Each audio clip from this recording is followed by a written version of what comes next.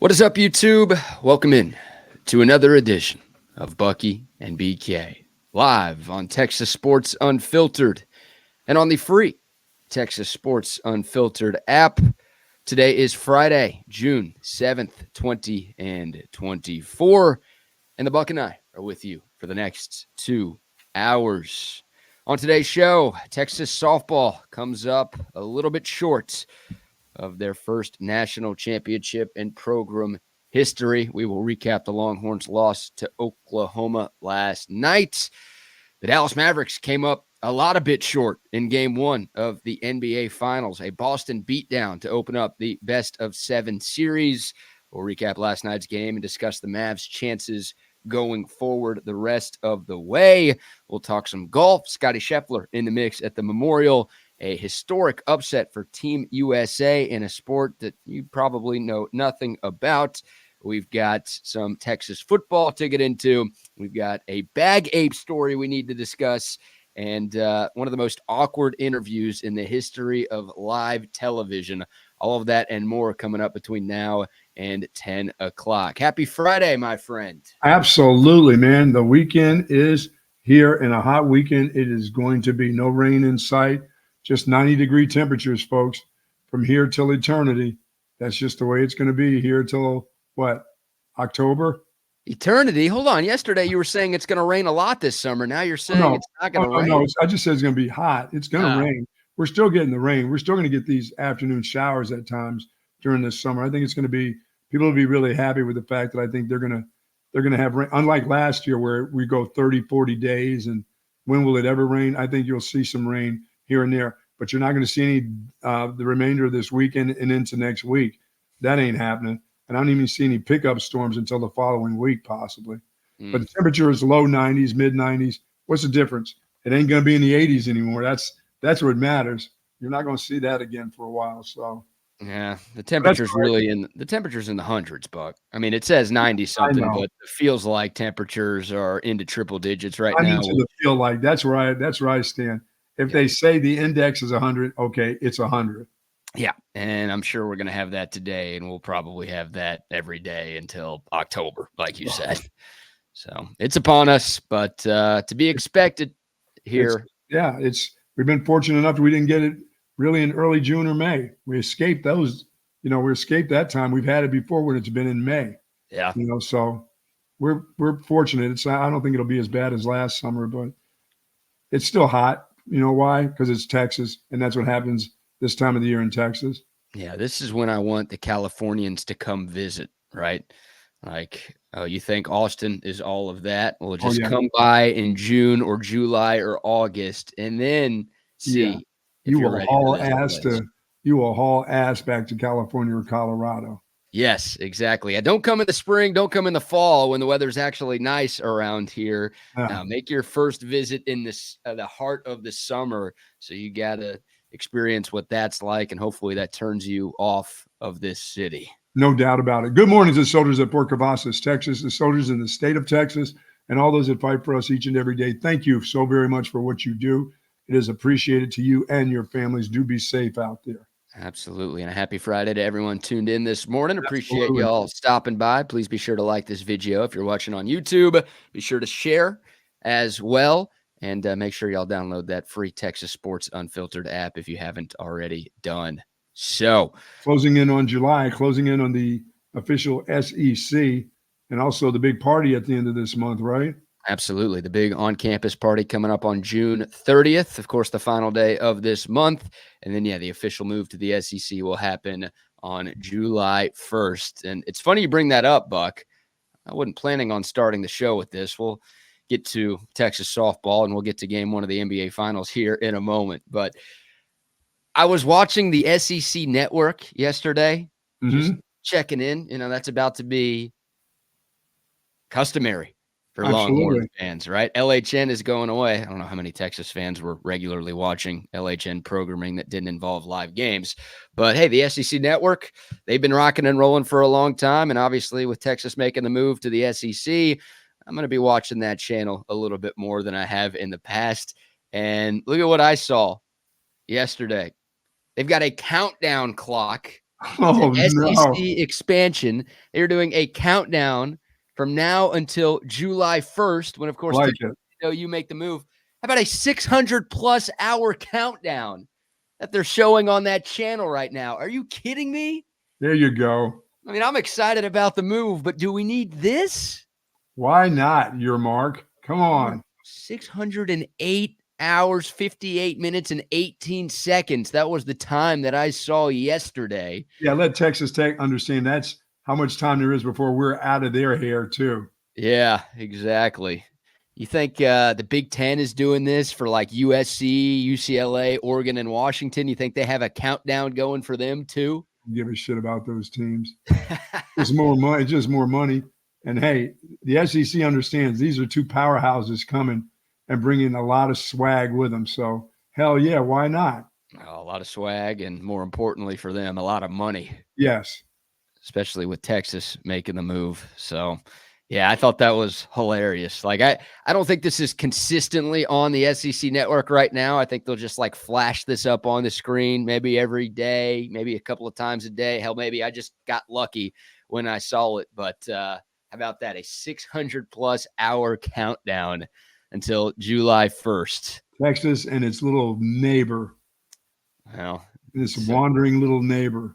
It's wandering little neighbor got the best of Texas the last two nights in Oklahoma City, as Oklahoma wins its fourth straight softball national championship. And we already have a Sooner fan tuned in this morning on Facebook, dropping a boomer this morning. Yeah. Yep. And he's already got the Facebook profile picture changed to the national champion Oklahoma Sooners softball team. They are good. They are damn good, and they got the best of Texas these last two nights, and what a run it's been for the Sooners. How about the senior class for Oklahoma softball? A national championship as freshmen, a national championship as sophomores, a national championship as juniors, and then how about the cherry on top, another national championship as seniors. That's as good as you could do. And, Texas has closed the gap. I think a few teams feel like they maybe have closed the gap on Oklahoma, but Oklahoma is still the cream of the crop in this sport. And they had a tougher path to a national title this year than they had the previous three, but they found a way to get it done. And for Texas, Buck, the best year in Texas softball history. First Big 12 title since 2010. First time the Longhorns were ever the number one overall seed going into the tournament. Just the second time ever they've played in the Women's College World Series final. A lot to be proud of. A very successful season and a big-time step in the right direction for Longhorn softball. They've closed the gap on Oklahoma, but once again, there is still a gap, and the Longhorns coming up 2 wins short of a national title. Yeah, one team's very experienced. You can tell the other team is just starting to get used to the experience. So, and that Oklahoma team looked like they were ready. They were ready to win. They were ready to end that thing yesterday.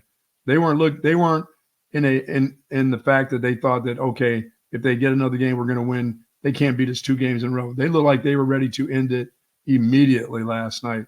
I mean, they came up to bat and they were swinging. And for Texas, they couldn't hit the changeup last night. The girl threw a changeup, and everybody was so far out in front of that. And there were a couple of plays here and there and some momentum changes that really hurt Texas last night. As I said, the other team looked like they were the more experienced team in those situations. And they are. I mean, they're 3-time defending national champ. Yeah, they've been there, done that, and they've got the greatest coach in college softball history. And, they're incredibly good. And, for last night's game, Texas just couldn't hold a lead. Like, Texas actually led 1-0. Then they led again 3-2. And I'm a big believer in the shutdown inning, right? I think momentum absolutely exists in college softball. I think it exists in every sport. And every time it felt like Texas got a little bit of momentum last night, Oklahoma was able to respond. Texas took a lead in the top of the second inning. Oklahoma responds with a 2-run home run to retake the lead. It's like Texas couldn't end a single inning with a lead in this series. Texas took a 3-2 lead in the top of the fourth. Oklahoma responds. They hit a 3-run bases clearing double in the bottom of the inning to regain the lead. So it just felt like every time Texas threw a punch, Oklahoma threw a 1-2 right back and knocked Texas back down to the mat. and that was it. And then just some uncharacteristic mistakes. Oh, Errors, 3 errors for the Longhorns in game 1. You and I were talking about the Mia Scott base running blunder in the top of the 6th inning last night. That was such a panic by her. I mean, that's just a lack of focus right now. You've been playing the game long enough to know that you can't make the turn. If you make the turn, they're gonna get you. And her panic once she made the turn, because I panicked once she made the turn. I was sitting there and I'm going, I made that quick twitch like that, like you got to get back to first. She made the turn. And I thought if she had calmly kind of turned around and walked back, but she gave the girl with the ball an opportunity to say, oh, you've done something wrong here. You just did something wrong. I don't know if you went down the line, and why are you over here towards second base? But I thought that if she calmly moved back over, I think BK, the girl with the ball, would have just gone about getting it back to the pitcher. But her reaction was, you've done something wrong here. Yeah, well, I'm sure everyone on the field and everyone in the OU dugout and screaming. the home field advantage that Oklahoma had, I'm sure all the fans were like, hey. Yeah. And then she was almost like a no-look flip their second baseman did. Yeah, it's like, you must have done something here. Yeah, something's going on here. Everyone's yelling at me to throw it to first. She didn't really see her originally make the turn. No, she didn't. Although everybody in the world did. I saw her when she made that turn. I'm like, oh, shit. Oh, my God. You can't make that turn towards second. Yeah, big mistake. I mean, that was a middle school level. Yeah, and it just seemed like a momentum killer. It seemed like Texas was going to have some momentum with that play. Yeah, and I don't know how much it would have mattered, right? Like at the time, it was a 5-3 game in the top of the 6th inning, which of course is the second to last inning in college softball. And look, Mia Scott, she had an RBI single, right? She put the ball in play. Sure. A run scored on the play. If she doesn't get thrown out at first right there, then Texas, it's a 5-4 ball game. They still have runners on the corners with 2 outs in the heart of the order coming up. Like, they've got a chance to tie the game with another hit. Hell, if someone hits a home run, obviously Texas retakes the lead. And all of a sudden, all right, maybe the Longhorns are on their way to forcing a game 3. But I think you're right. Like, I think that was the dagger. And then I don't know how much it mattered, because in the bottom half of that same 6th inning, Oklahoma put up 3 more runs. Mm-hmm. So, maybe if Mia Scott doesn't do that, OU doesn't score. Maybe Texas just kind of felt deflated in that moment, and Oklahoma could sense that there was blood in the water, and they took advantage. But yeah, I'm with you. That felt like a huge momentum shift and everything. It's like, all right, this is our chance, right? We've got runners on base. We've got the heart of the order coming up. If we can just string a couple of hits together, we could tie this game. Maybe we could take a lead in the later innings. And then when that happened, it was just like the air was taken out of the building, and that felt like it. And when there's a player on third base in softball, there's always that thought of a pass ball, throwing that ball underhand, the high risers, just the low ones. But their catcher smothered everything. Their pitching was never really off target. I mean, even the high risers were, just at chest level. They weren't over the top. Every time somebody's on third, I'm thinking, you may be able to score one on a wild pitch, but boy, they played really good defense too. And their pitching's not that far off, Yeah, they're awesome. They're awesome. And they only needed 1 pitcher in game 1. They used 4 pitchers, including the game 1 starter, Kelly Maxwell, last night. More than any pitching staff in softball history last night. Yeah, so, I think it was actually 5 last night. I beg your pardon. Like you said, more than anybody in Women's College World Series history. And they're all good. I mean, you don't get a scholarship to play softball at Oklahoma unless you could play. Hell, you don't get to be a walk-on for OU softball unless you're pretty damn good. So, it's tough. And for Texas, like, the pitching was so dominant in the first 3 games up there. And they didn't give up a run. They played a really good Stanford team twice and shut them out both times. They played a Florida team that obviously pushed Oklahoma to the brink, and they run ruled them and shut them out. I mean, Texas gave up 3 hits in their first 3 games in Oklahoma City. They got rocked in both of these games. They gave up 8 runs. Oh, yeah. In both. Oklahoma had 12 hits last night after having 9 in game 1, and a lot of home runs to boots. Like, I don't know if it's a mental block or if Oklahoma's just that much better than everybody else, or maybe a combination of both. But it was a different Texas team than the one we saw those first 3 games up there. Yeah, they just looked a little timid. Yeah. They in last night's game, I thought boy, this Oklahoma team can feel it. They can feel Texas feeling the pressure of that game. And as I said, Oklahoma looked like a team that said, you know what, we're not going to wait to game 3. We're going to end this now. This other group is kind of gripping right now, so let's take advantage of them. So, and they did. They did indeed. And tough one. We'll let you hear from and see Mike White, the head coach of the Texas softball program.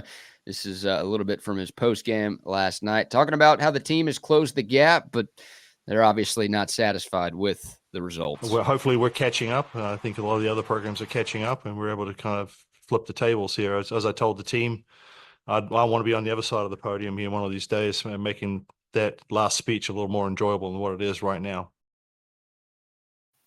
Yeah, I mean, he's right. There's you can close the gap, but until you get that win and feel that championship belt and have that belt, it's hard. It's hard to get it. It's hard to take it away from them, and they're the champs. And believe me, they're not going to suck next year. No. Or the year after. I mean, it's just they're gonna lose this great senior class, but guess what? They've got another rising senior class that's won 3 national. Or others from Oklahoma State that want to come and play for them. Yeah, they're exactly. liable. They'll have other players that want to come and play. Oh, they're a monstrous program, the best in college softball, and yeah, they recruit better than anybody else out of high school. They obviously bring in tons of talented transfers every year. Yep. Of course, it helps that the College World Series is played in Oklahoma City, but look, they were better. I think you could have played those games in Austin last night, and Oklahoma was still going to win them both. So. Hell of a year for Texas softball. Mike White obviously has this program trending in the right direction, and I don't think Texas is going anywhere. I mean, obviously, at some point, look, they took a big step beating Oklahoma in the regular season series. It took a big step taking a regular season conference title away from the Sooners. Clearly, they're doing things right, but at some point, yeah, they are going to have to slay the dragon that is Oklahoma. And they'll have to take them with them to the SEC and slay them down. That's exactly what I was going to say, right? Like, you're leaving every other Big 12 school, so you won't have to worry about, I don't know, Oklahoma State, who's really good, and any other Big 12 program. But you got to deal with them both in the regular season and probably in the postseason again in 2025 and after that. So, yeah, they don't go away. They don't go away. No. Tip of the cap, though, to Texas softball. Hell of a year. And shout out to the Longhorns senior class. Look, the good news for Texas, they've got a lot of star players returning. So OU's probably going to be preseason number 1 next year. They sure as hell should be. Texas, my guess, will be the preseason number 2 next year. So expectations shouldn't change.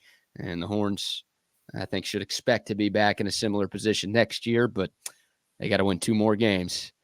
Absolutely. Those 2 games are huge. 2 that games. Group you have to beat is fantastic. Yes, indeed. All right. We'll take your thoughts. The Coda text line 512-222-9328. Obviously, the YouTube comments line is open this morning as well.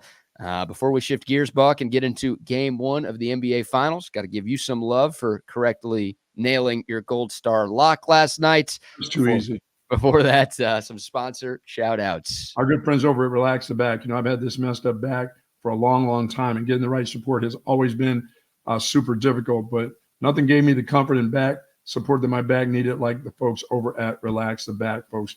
They believe in comfort, and they've got everything that you need. Select zero-gravity recliners, Tempur-Pedic mattresses, and pillows available, office desk and chairs that you're going to love. And I'm sitting in my chair right now, and I love it. And it gives my thoracic back, where I've had my problems, a lot of support, my lumbar area, and, of course, my back and shoulders. We've got 2 great locations in BK's at the Hill Country Galleria across from Whole Foods, and in Austin at the Gateway Shopping Center across from the Container Store. Live pain-free like the Buck at Relax the Back, folks. Absolutely. Shout out to Jack Allen's Kitchen. See, I'm rocking my new Jack Allen's lid. There you go. This Doesn't morning. you need another hat? Oh, my gosh. Well, at least I got rid of a hat in adding this hat. Oh, you did? I traded one of our Texas Sports Unfiltered hats to our guy Brad, who runs the show at the Anderson Lane Jack Allen's Kitchen. So it was a 1-for-1 trade. So a net 0, because, I do not need more hats than I already have. But love this hat. Love Jack Allen's Kitchen. Was there for lunch a couple of days ago. Great people. They're obviously Jack Gilmore, a restaurant legend in this town. Brad, our guy at the Anderson location, Tommy, our guy at the Oak Hill location. Regardless of which 5 Jack Allen's Kitchen's location you go to, you're going to have a tremendous dining experience. Fantastic service, incredible food. I had these surf and turf lettuce wraps the other day. I'm not the biggest surf and turf guy. I'm not the biggest lettuce wraps guy, but it was lunch. I wanted something a little bit lighter. It was their daily special. The bartender there said, hey, give this a try. I promise you're going to like it. Dude, there was nothing left on my plate. I mean, they literally could have used that plate and given it to somebody else with their food on it. That's how clean it was. I love it. Awesome meal. Love Jack Allen's Kitchen. If you're looking for a place to go this weekend with family, with friends, about their weekend brunch, it's sensational. Go see our friends at Jack Allen's Kitchen. Yeah, their brunch is fantastic on Sundays. Wow. Yes, it is. This is a brunch town with some great brunch places. It really is. If you go scoping out some of the places, they've got some tons of wonderful brunch specials around this town, especially on Sundays. I think they have Saturday brunches at places too. People brunch all the time. Gyms. Oh, man. Brunch heaven.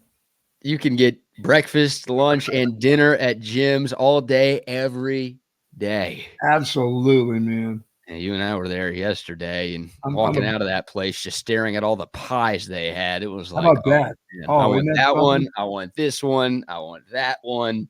Yeah, if I was a pie guy, I'd go crazy in that place. I'd have a piece of pie every day, but I'm not a pie guy.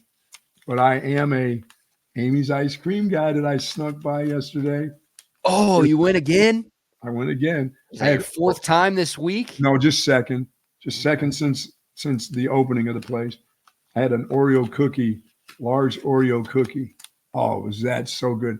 Ate that on the drive to the bank, and on the back of the check, it had this big black mark from the Oreo. I said, I'm sorry about that. I'm sorry, but I had to eat that on the way. Oh, did they take your check even though there was a huge Oreo smudge on it? Oh, yeah, it was smudged. I said, I'm sorry about that. I said, and the lady said, oh, you went over to the new Amy's in Belterra, did you? I'm like, yeah. I said, I can't help myself. She goes, neither can I. She goes, I've already been there every day this week. No way. Yes. I'm like, I can't do that every day. That's not, it's good for them. It's not always going to be good for you. Was she big? No, she was not. She was not. Okay. She was not a big woman. She can for research purposes. We don't. Yeah, she can do a couple. She can do a couple of those a week. Okay. Me, my cholesterol. No, I'm not supposed to be doing that. So dude, big man went after it, and big man always goes after large. So no milkshake. You were talking about trying the milkshake. You went back to the ice cream. I went back to the ice cream. Well, they can make an Oreo cookie milkshake too, right? Yeah. Yeah, that's the next one. I usually go ice cream there. I love milkshakes, and I've tried their milkshakes, and they're fantastic. But that ice cream is next level, dude. Yeah, I think I'm going to go. I'm going to definitely go milkshake, which means sometimes during the weekend, it's going to happen again. Oh, yeah. You have to try it, right? I mean, it's as simple as that. You haven't tried it yet. You're supporting a local business, and you're trying something that you've never tried before. Dude, I like their pecans there. They're when they crunch those bad boys into anything, they can put them into strawberry ice cream, and I'll eat it. Gross. But, this is gross. Some of that mix is not good. The guy said, "You want to mix anything?" Like with the Oreo cookie, I said, it's already mixed. What am I going to do? Put vanilla wafers in there? More Oreos? Yeah. How about that? How about if I put more? Or how about if I put some M&Ms in there with that? You can't. I mean, could you mix on top of Oreo? Do people actually mix on top of Oreo cookie? Sure, they do. That should just be it, right? Yeah, you don't need a mix-in when you've got the mix-in already. Right. But I'm sure there are people. I mean, you could put like some hot fudge on there or something like that. Yeah, and look, leave these nuts. Leave these nuts out of ice cream. Yeah, like when you're ruining the ice cream by putting nuts in there. What are you doing? Well, what do you do when you get a sundae? Every once in a while, if you get a sundae, you get a hot fudge sundae, no nuts in there. No nuts. You leave these nuts out. I leave these nuts. I leave my nuts. Your nuts. Everyone's nuts are staying out of my ice cream. Don't ruin the ice cream with nuts. Yeah, I can't do Mexican vanilla without these nuts. Got to have those pecans in there. You got to have Mexican nuts in your cream. Whatever. Those little specks of jalapeno that they put in there. I don't know. Oh man! Shout out to Amy's Ice Yeah, we Cream. need Amy's. They need to be on board with us. No kidding. I know I've tried them Man. once or twice. I got to keep trying them to get them on board with TSU. All right, man. I'm wearing black today because this is a rough sports night. It's almost like BK's funeral this morning. You know, Texas softball lost to Oklahoma, and it's one thing to lose a national championship, right? That's always going to break your heart. But to lose to your biggest rival, that twists the knife a little bit. And I think that Texas baseball ended its season against Texas A&M last weekend, and that one stung.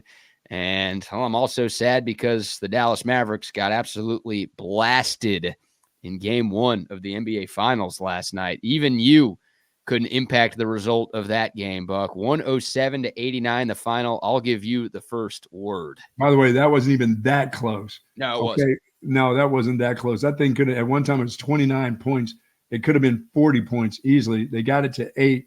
Yeah, good for the Mavericks. Nice little quick run, which got slapped down in a hurry. I mean, Jaylen Brown, they have no answer for Jaylen Brown. He's too physical for anybody that guards him. And Porzingis last night, I don't know what they're going to do with that dude. He shoots over everybody. He didn't look hurt to me. He looked fantastic. Luka, his knee is bothering him again, and it started bothering him in the first quarter. It wasn't like it was late in the game. He was limping around in the first quarter. And, of course, Kyrie did what I expected him to do in game 1 against the Celtics, just shit the bed, which he did, you know. And I don't see things changing for him in game 2 either. I don't know if they can find an answer that quick. Now, they may be able to do it once they get home. You know, I think the Mavs at the most will win 2 games. This is not going 7. There's too many scores. The Celtics just have too many guys. Old man Horford sat out there, like I said, at the 3-point line, and guys are like, let that old man shoot. He's not going to make his. Well, that's what he's going to do. He's not that same dynamic big man underneath anymore. I mean, he can rebound and get some loose balls and stuff, BK, but his deal is to sit out there and you not cover him. You know, just say, okay, we got to take our chances that he won't make the threes. He'll make those. Yeah, Boston showed you why they were the best team in the NBA all season long.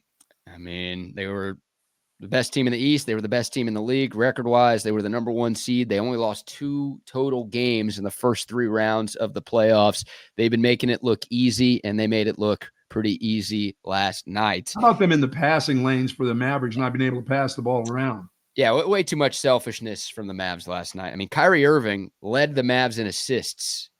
He had 2. Yeah, they had 9 total for the entire game. They had 9 total for the entire game on 35 made shots. And how about this stat? Through 3 quarters last night, the Mavs as a team had 5 assists. That's the fewest by any team in any NBA game in the last 3 seasons. Wow. I'm not just talking about the finals. I'm not just talking about the playoffs. I'm talking about any game in the last 3 years. No team has had 5 assists or less through 3 quarters of an NBA game. So you give Boston a ton of credit. Like you said, they were great defensively. They were jumping into the passing lanes, and they were making life pretty miserable for the Mavs offensively. But also a lot of that was just Dallas's doing. Guys were trying to be heroes last night. And I know the Mavs, they run a lot of ISO ball. I think they're the second heaviest ISO team in the NBA. So that's kind of what they do, but obviously they don't do it to that level, and you can't do it at that level and expect to beat anybody, let alone a team like Boston. Yeah, when you got a big 7-foot, I mean, when you got Porzingis running the court, blocking shots, I mean, he was in full stride. That 20-game rest that he got, he wasn't rusty, he was rested, and he was ready to play. You know, he said that I just want to do anything I can to win with this group. And there's a lot he can do. I didn't realize he could shoot. I mean, I know he was all around scorer, but dude, that dude was shooting over the top of guys. He was head faking them. You know, he was getting his shot off because he was just taller than they were. Yeah. You know, they were putting 6'4" guys on him, 6'3" guys thinking they were going to cover him. Well, he's the tallest guy on the floor. He's like 7'3". So even if the Mavs are putting bigs on Kristaps Porzingis, he could still shoot over them. And look, Kristaps is a hell of a player. Like the biggest issue for him over his career is, like you said, he's always hurt. Like, he would do that type of stuff when he was on the Mavs. When he played, he just got hurt every year, and he really got hurt in the playoffs whenever the Mavs needed him most, which is why they had to move on from that guy. But no, he's a really, really talented weapon. I mean, people have called him a unicorn before because, yeah, he's that tall, he's that lanky, and he's that good of a shooter. So, yeah, I mean, he was not rusty at all. He missed the last 10 games. He hadn't played in 38 days, which is like, okay, yeah, obviously you could expect some rust, but also that's a crap ton of time to get whatever has been ailing you back on track. And yeah, he had 20 points for the game, but 18 in the first half. He was the biggest part of why Boston was able to go on that huge run at the end of the first quarter. And the Mavs were up 15-14 last night. And then Boston goes on a 23-5 run to close out the first. And they were up by 17, and it was done at that point. And that was the largest lead after a first quarter of a game one in NBA Finals history last night. So it was bad. Like you said, the Mavs got off to a good start in the third quarter. They cut it to 8, but it felt like in the blink of an eye, it was back up to 20. And Boston went on a 14-0 run to take it up to 22. And it never got close at all after that. And Jason, as I said, Jason Tatum had a good game, not a great game, but he was really efficient in everything he did. That guy, he's going to have a monster game where it's not. But they've got just so many players. They got so many scorers now. Yeah. He doesn't have to score 40. He doesn't have to score 45 points or whatever. He can just be a consistent rebounder, defender, and, score 17, 18 points with a bunch of assists because he's going to get rebounds. He's going to lead the fast break. So he doesn't have to be the crazy scorer because Jaylen Brown's going to get his because they can't cover him. Nobody physically can handle that dude. Yeah, I mean, they didn't last night. Like, I think the Mavs have a couple of guys who could match up with Jaylen Brown, but they didn't show it yesterday. I can't argue you there. And, yeah, Jaylen Brown was the best player. Like, obviously, Porzingis was the reason why Boston built that lead. But over the course of the 4 quarters with what Jaylen Brown did offensively and on defense, too. Oh, yeah. A few easy steals that led to fast break dunks, a couple of block shots. He blocked the dunk at the rim. Yeah, they look like the Mavs are like the Pacers handling the ball. The Mavs looked like a JV team going up against the varsity last night. And look, the good news for Dallas, they lost game 1 in their first 2 series, obviously bounced back to win. Game 1 against Oklahoma City, they lost, 117-95. So as bad as last night was, they actually lost by even more in their first game against the Thunder and won 4 out of the next 5 games to win that series. There you go. Give them a little sunshine. Give them a little sunshine. Boston lost game 2 at home in their first 2 playoff series this year. So, look, I picked Boston to win the series. Obviously, nothing that happened last night changes my opinion on that. But, there are people who are like, oh, this thing's going to be a sweep. I don't think it's sweep. I'd be surprised if – I'm thinking the Mavs can win 2 games, but it's not going to be a 7-game series, I don't believe. I think, like you said, maybe 6. Yeah. Yeah. Look, I mean, the good news for Boston, besides the fact that they boat raced Dallas, you said it, Jason Tatum had 16 points and his team won by 100. So that's the difference, right? We touched on this yesterday and it kind of came to fruition. Boston's role players are a lot better than Dallas's. Yes. And their depth is a lot better than Dallas's. For Dallas to win, Luka and Kyrie are going to have to play great. Correct. And Luka was very good last night. 1 assist, not going to get it done. Now, a lot of that's on his teammates, just not hitting open shots and not getting open. But Kyrie was dog S yesterday. Yes. Both of those guys have to be great for the Mavs to win, especially on the road. For Boston, Jason Tatum can have 16 on 6 of 16 shooting, and they could still win in a blowout because they have so many other ways to beat you. So that's the difference there is the Mavs have no shot if their 2 best players don't step up. Obviously, they need the other guys to play a lot better too. But Boston, the depth that they have, they can afford an average night from a superstar and still find a way to play elite level basketball. Yeah, the key for Boston is the way they play defense. So, as I said, they're in the passing lanes. They're not giving up. The Mavs don't do much inside. Well, they didn't in game 1. They'll figure out a way to get inside a little bit more. But Boston has those defenders. And Porzingis, a 7'3" dude. I mean, he's athletic enough. And now he's healthy. He'll block your shot. I mean, that one we ran down from behind, that dude very easily could have said, oh, that's just a dunk. Let me not go there and hurt myself. But he gave, in game one, he showed you that he's there to play. He's there for a championship run right now. And that's going to be tough on the Mavs if they don't find out how to stop him. Because he can get off for 30. He can have a 35-point night. Yeah. If you don't cover him.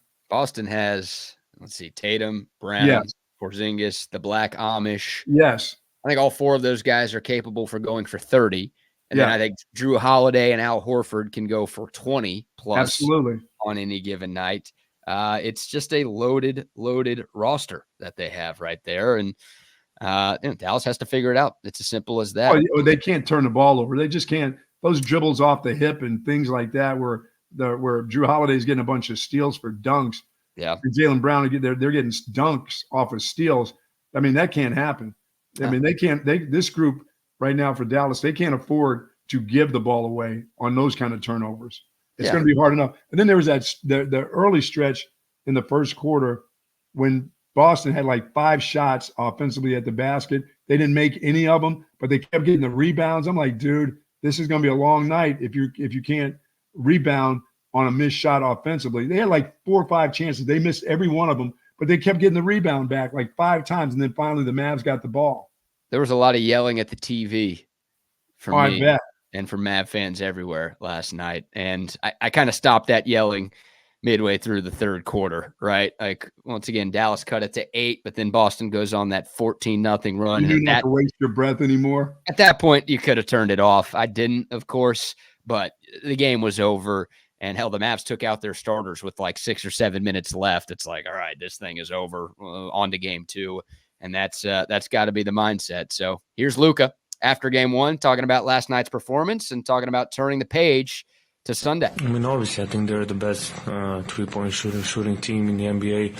So sometimes really hard to take those away, especially when they have 5 guys out. They can all shoot. So obviously, we got to make more. We didn't make enough shots today to beat them. But we got to be better on both ends. He's right. They have 5 3-point shooters in there. When Horford's in there, Porzingis is in there at the same time. They have 5 guys that can go out in the perimeter, and when they drive the lanes, they can dish it back out. And you can't say, just let them shoot. Somebody has to go out and try to defend them. You just can't let them shoot. The ball movement for one team was exquisite. The ball movement for the other team was non-existent last night. And that's the difference, like on the scoreboard, right? Boston outscored Dallas by 27 from three-point land. Celtics hit 16 threes. The Mavs hit 7. They shot 26% from three-point land. You're not going to win games in the NBA, especially in the NBA Finals, when one team is that hot from deep and you just can't buy one. So, the Mavs couldn't hit open looks if they were falling out of a boat. Mavs couldn't hit water if they were falling out of a boat. That's the expression. Throw it in the ocean if they were at the end of the dock. That works too. Yeah. And this is for the Celtics. They don't have to change up anything. The Mavs have to change some things. Yeah. The Celtics go right back into game 2 the same exact way until you stop what they do that way. Why would you? And some of the Celtics after the game were like, we didn't play well enough. And look, that's player speak. You got to have that mindset. But Jaylen Brown was like, we let Luka have 30 points. That's too much. Like, we let them have too many offensive rebounds. We let them do this and this and this. Like, it wasn't good enough. So that's the mindset that Boston has. Done that, and they've been there, done that, and lost in finals before, thinking that way. Right. That, okay, we're really, really good. We're just a bunch. No, they seem kind of dedicated to doing everything they can to win. And all those little things. I mean, Jaylen Brown, he does all the little things, as a defender, as a scorer, as an assist guy. When he's on, they're all on. Yeah. It's well said. Now they just added another piece. They just added another big-time scorer, a big-time all-star on their team. That's well now. As you said, that guy is well.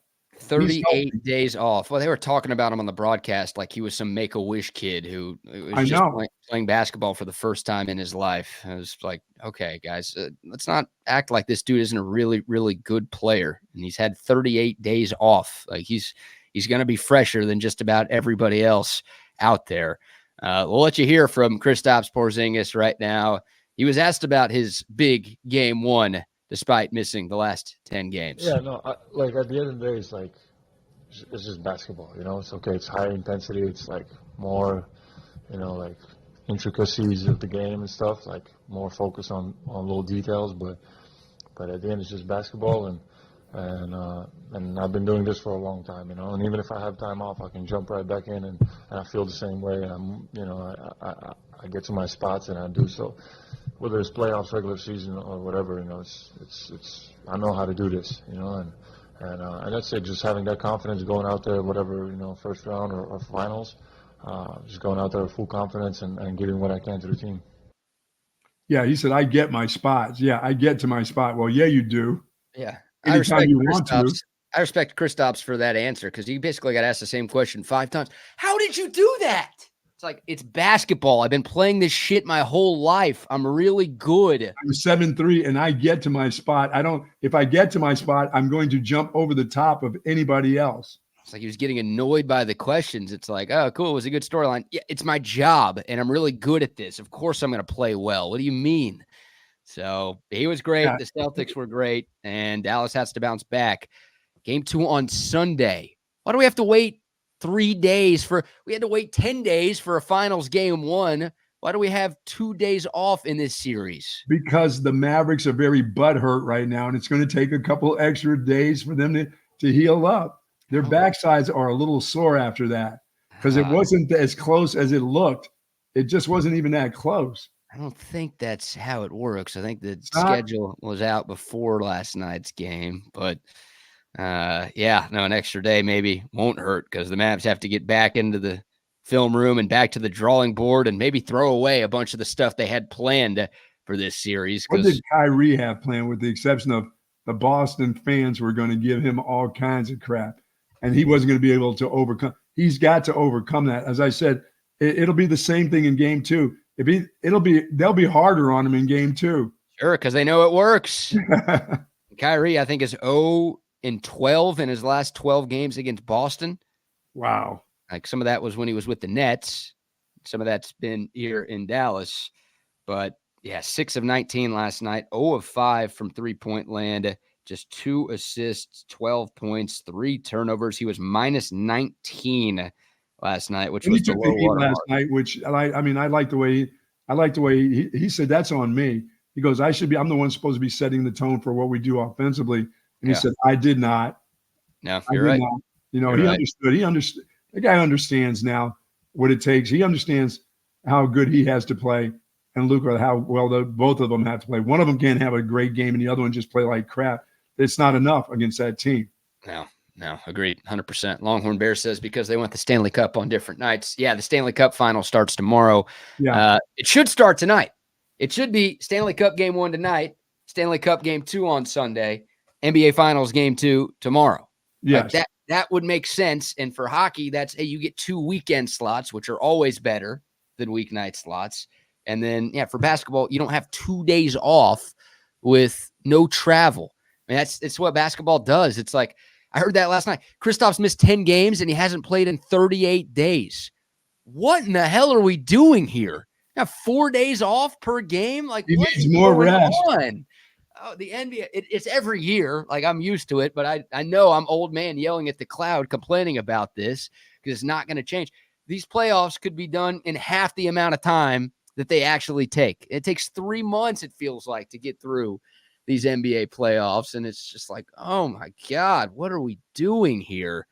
But it's not going to change because money talks. And I guess I'm the bullshit that's walking today. Yeah. Once again, a healthy Porzingis is just ridiculous for the Celtics. Talking about the missing piece. Wow. Yeah. Well, like, they were beating teams down without that guy. Oh yeah. They had a record year of beating teams by 20 or more or something like that.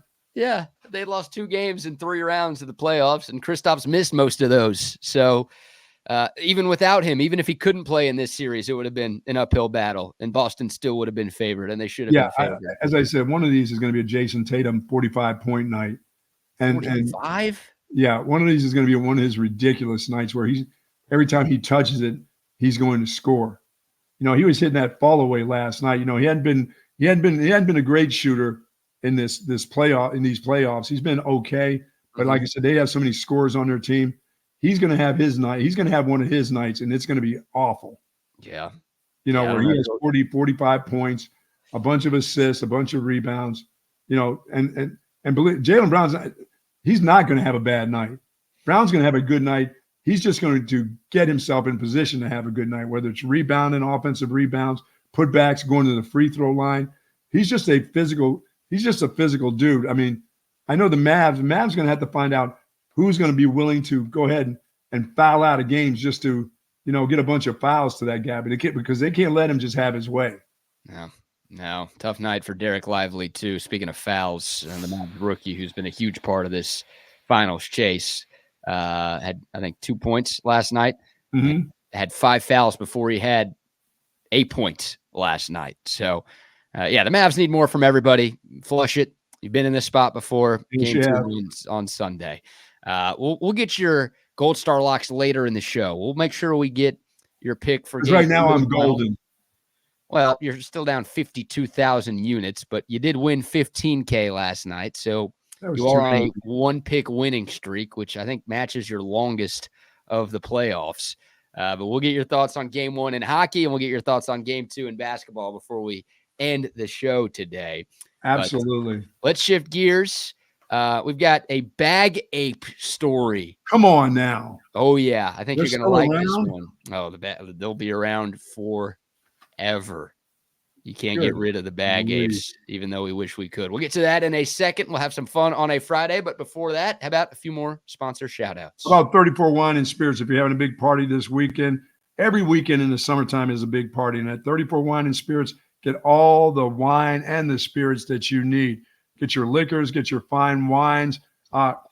Hey, get your, you also can get your Big Hat Spirits mocktails. If you don't want an alcoholic drink, they've got the mocktails there. They also have the Big Hat Spirits of margaritas and mojitos there. But folks, they will get it if you're having a big party or you're having just a backyard gathering. 34 Wine and Spirits is the place on the Southwest Parkway.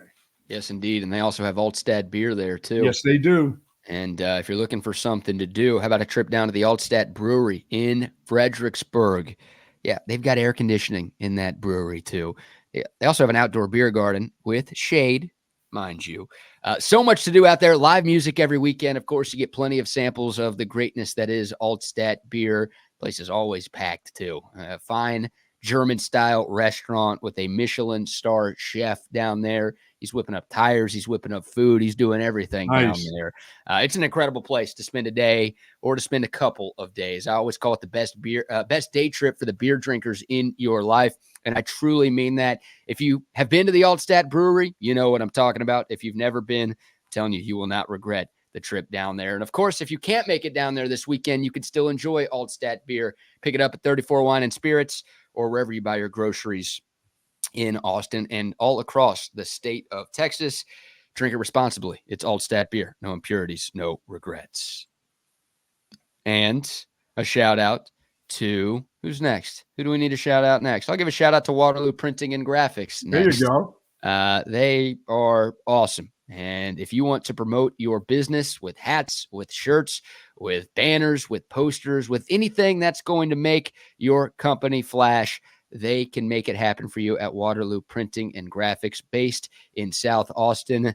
They are fantastic people, and they have a quick turnaround. They will get you what you need in no time at all. Check out their Instagram for more information at Waterloo Printing. That's where you can find them there. You can see some of the great jobs and some of the great things that they've made over the past few years. And you can also give our buddy Adam a call at 512-300-9641.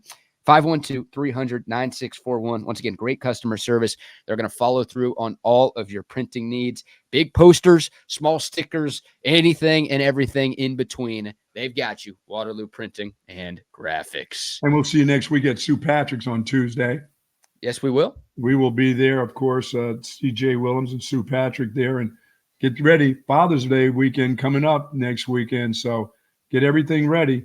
Get it ready. Pops needs something. Pop needs more than an ashtray and a tie this year. How about one of those nice golf polos or one of these wonderful hats that they have at Sue Patrick's? Or, maybe he needs some washing powder, I guess. Yeah, Dad does the wash too. Maybe you can wash the car with that.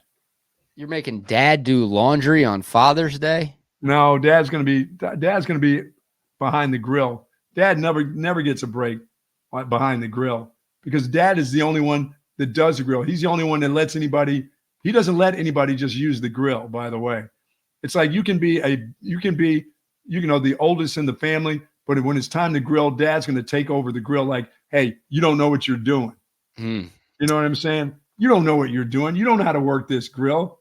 Whether it's charcoal or the right amount of barbecue sauce to put on the ribs. It's like, let me take over. I know I'm not supposed to do it. I know I'm supposed to turn this over to you, but not so fast, my son or my daughter. It's going to be me. I'll do it. Hey, Dad always takes over the grill. Easy, Harrison Butker. What are you saying? Women can't get on the grill? No, mom doesn't. Mom does. Oh, hey, Mother's Day. You see mom on the grill? No. Mother's Day is Mother's Day. She doesn't do well. Well, let me say this. She will get to the wash before the day is over with. If there's wash to be done, mom's going to get to it on Mother's Day. Sometime that Sunday night, she's going to go into the room, and if something has to be done, it's going to happen. On Father's Day, dude's headed right for the grill. Sorry, you can't do this. You can't get this done, son. You can't do it. Why don't we flip the script here? Let dads do the laundry on Mother's Day. Let moms do the grilling on Father's Day. This is America. We're not in Pakistan. We don't do that here. Come on, man. Pakistan would be the woman doing everything, I think. We can't do that. We can't. Father's Day is, you know what Father's Day is? It's the U.S. Open. And you know what that means? Can you just leave me alone? That's all I ask. I'm not asking, hey, come in and just say Happy Father's Day. Don't even need a card. Just get on the phone, say it. Come into the house, peek your head in the thing while I'm on the couch and say, hey, Happy Father's Day, Pops. And then, hey, just move along. Move along. There's nothing. We don't have to reminisce about Father's Day 6 years ago. Just move along and let me watch the golf. That's all I'd ever wanted. I just wanted to always just kind of be left alone on Father's Day. Really? But it never happened. No, of course not. You had too many. I mean, if you have one kid, I'm sure it's tough, but you had too many kids to be left alone any day. Hey, Dad, can you do this? Can you get that? Can you take me over here? What? Do you know it's Father's Day? Well, yeah, we know you're home. So, hey, let's get to work. Hey, be a father, Dad. The only reason you're celebrating this day is because you got to take care of us. That's right. That's how that ends up working out. Do your job, Bill Belichick. And yes, that's exactly right. Why do you think they call it Father's Day? It's time for you to work on that day, dude. It is indeed. Yeah. Yeah, I love it. I love Father's Day because I always wait to see who's not going to give me the call. Who's the last one in on that day? I've got my daughter who will always be first up, and that thing could happen at 3:30, 4 o'clock in the morning for some odd reason.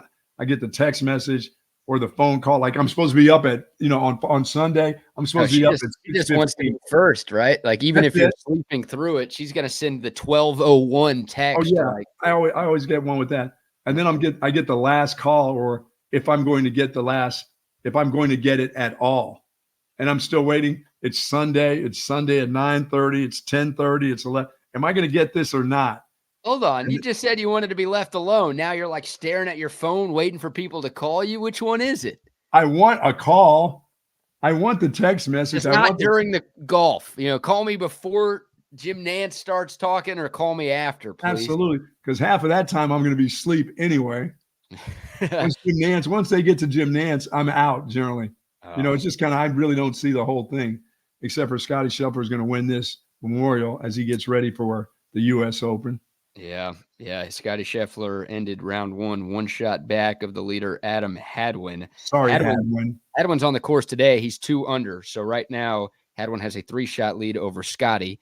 Scotty doesn't tee off until 12:40 this afternoon. So we'll see what Hadwin does. But no jail time for Scotty this weekend. Well, there's still time. Remember, it was that's Friday. Right. It was Friday morning when he drove to the course where he got arrested at the PGA Championship a few weeks ago. No going around the barricades today. There's everything will be just fine. Yeah, sun is up. Everything's good. He's ready to go. They're not playing it in Louisville. So yes, Things should be okay. But Scotty Scheffler very much in the mix at the Memorial Tournament in Did I Ohio. see Shoffley there too? Is he right around there? Yep, Shoffley and Morikawa are both one shot back of Scotty Scheffler for second place. Some big names on the leaderboard. Ludwig Oberg is in the mix. Tommy Fleetwood is there too. Very nice. Roy McIlroy is 2 under par. So good leaderboard. Shaping up to be a good weekend in golf. But obviously, next weekend, all eyes will be on Pinehurst for the 2024 there you go. U.S. Open. Okay, we've got another Bag Ape story. Please. And we've got a Spirit Airlines Bag Ape story. Remember yesterday we showed you this video. Wham! The Baltimore airport where a few Spirit Airlines employees ganged up. They jacked that dude up. Yeah, it looked like a 3-on-1 fight here where I don't know what happened that led to this, but you see a couple of lanyards and badges. So you know those are the employees winning this fight. They're the official beater-uppers. And look at this. This one guy keeps kicking him. How about the last shot? That was the last shot. And the guy's now restrained. Yep. But there's one guy has to get the last one where he can get a clean shot of the guy. Yeah, the tall, skinny guy who's on the right side of the picture right now. He'll walk around. Yeah. Here he goes. He starts talking. He's yelling at this dude, probably spits on him. There he goes. One more walk around and then one more. Bang. Hit him with the backhand. Just to show the folks around there that, hey, he ain't messing around with a guy who's unarmed and can't do anything. And then he goes back to work. Next. Next bag, please. Next bag, please. And I'm like, oh, you know what? I'm not flying today, actually. I'm going to go ahead and cancel this vacation. Yeah, that would have been me. I was thinking of taking Spirit Airlines, but I'm going to pass on your airlines today. Yeah, no, thank you there. Well, how about this story? I have not been there, BK. I have not been on that airlines. I know it's cheap flying, which means it's cheap pilots. You know, the manservants aren't truly manservants, so I don't know. I don't think you're saying they're like transgender or something. What do you mean they're not truly manservants? I'm not getting on those. I had an opportunity to save a bunch of money to go through Philly, from Austin to Philly on that, and I just said, no, I'm not hearing great things about that airline. I'm horrified as it is. You got to try it once. No way. There's just Everyone has to try Spirit Airlines once before I'm the guy, the 1 in 5 zillion on the roller coaster that's in the parking lot. I don't think I want to try Spirit Airlines. I don't want to be that guy. You're still alive, so clearly you're not the 1 in 5 million. Yeah, I'm not so far until some grandkid says, come on, coach, let's go for a ride on the roller coaster. I think there have been more United plane issues than Spirit plane issues. Yes, there has. Or Alaskan Airlines. Yeah, you're right. Yeah, but I don't want to be the first. I don't want to be the first. No, I don't blame you. And plus, I don't want to sit on the plastic seats. I just don't, that's a long way from here to Pennsylvania. I don't like plastic. I don't like sitting on plastic. That'd be a tough flight from here to Houston. Yes. If you got to go cross the country like that, then that's tough. So usually when we talk about bag apes, we talk about them for stuff like this, right? Man. They just do not care about our luggage at all. They will pick them up. They will throw them as far as they can. Those are golf bags. Those are expensive golf clubs and an expensive golf bag. Yeah, as hard as they can, as far as they can. It does not matter. They do not care about us, and they sure as hell don't care about our stuff. So that's the standard bag ape story. But how about this? From Spirit Airlines, and of course, in the state of Florida, I'll read you the headline before we get into the details here.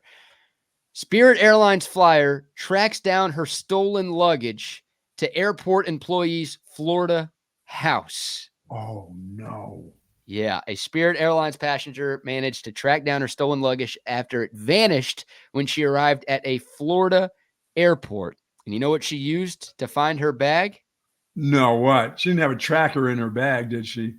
An Apple Watch, which has a GPS device built in. So she probably pulled up her phone, did a Find My Apple Watch, and she was able to find where her She didn't go there alone, I hope. Paula Garcia is her name. She was waiting for her luggage containing several Apple products, including a MacBook and 2 Apple Watches. She was at the Fort Lauderdale International Airport. She was waiting at the carousel, hoping for her bag. On her way to the poop deck. In Fort Lauderdale. don't know if she was doing that, but I know that's your favorite place in the world. So that's where you would have been going if you were headed to Fort Lauderdale. But yeah, she tracked down her luggage. And look, normally she says she carries on her bag, but this time Spirit Airlines made her check it. So she checked the bag. When she got to the baggage claim, she noticed that it was not there. She was That's going $35 from New York to Florida, and she was able to track her bag. She waited a couple of hours at the conveyor belt. She asked employees, hey, do you know where my bag is? Do you know where my bag is? And then she had the idea, let me see what's going on here. And how about this from Spirit Airlines? They kept telling Paula Garcia that they were going to ship her luggage. It's like, oh, we'll find it and we'll mail it to your house. You don't have to worry about anything. And smartly, she was like, nah, I'm not going to do that. I'm going to go ahead and try to figure out where my luggage is on my own. And she did a GPS search. And instead of the bag being at the airport or being on some other flight, she noticed it was about 15 minutes away from the Fort Lauderdale airport at some guy's house. She called 911 and the police came over and they actually went and to this guy's house. Yeah, she wasn't going alone. No, they got the suitcase back. And sure enough, it turned out to be an airport employee, 29-year-old, who had the suitcase at his Bunch of crooks. Yep. Junior Bazile, the 29-year-old airport employee who was, of course, working the day that her stuff went. And he was, of course, telling how he was going to return the bag. Oh, yeah. It just happened to get in his car, in his possession. Yeah, I don't know how it got there. That means a couple of things. Like, it wasn't just random. By the way, that wasn't his first time. Probably not. But it wasn't just random, like, oh, I'll just grab a bag and hope that there's some good stuff in there. No, this guy was going through bags, and he's like, oh, this one has 2 Apple Watches and a MacBook. Hello. That's a nice payday for me. I'm going to go ahead and grab those and sell them in a couple of days. Junior. So that's the scary part, is that this guy was going through all of these bags at the airport trying to figure out which one was going to be the most valuable for him. So this guy's not the only guy, and I can't imagine Spirit Airlines employees are the only employees who do stuff like this. So that's a scary thought right there. Carry on, carry on, carry on. Yeah, and they're allowed to check your checked bags, right? Like they'll occasionally, I've had it happen to me a couple of times where they'll like leave a note in your checked luggage that says, hey, you were randomly selected. We went through your stuff, whatever. Yeah, I haven't had that. I haven't put stuff. I don't travel enough to do that. But when I do, like I said, a 3 or 4 day trip for me is definitely carry on. A couple pair of jeans. You want to go through that, you're going to have to go through me to get through that. Yeah. I'm not putting anything under.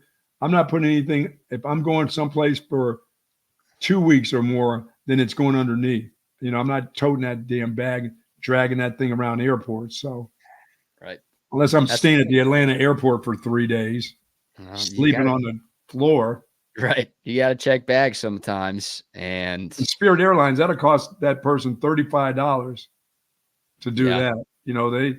They just can't wait for you to come in with a regular bag that you should be able to put in an overhead, which their overhead is like the size of my computer here. You can't stick a bag up there any damn way. I love when these overheads, oh, we have plenty of overhead space. Oh, that'll fit.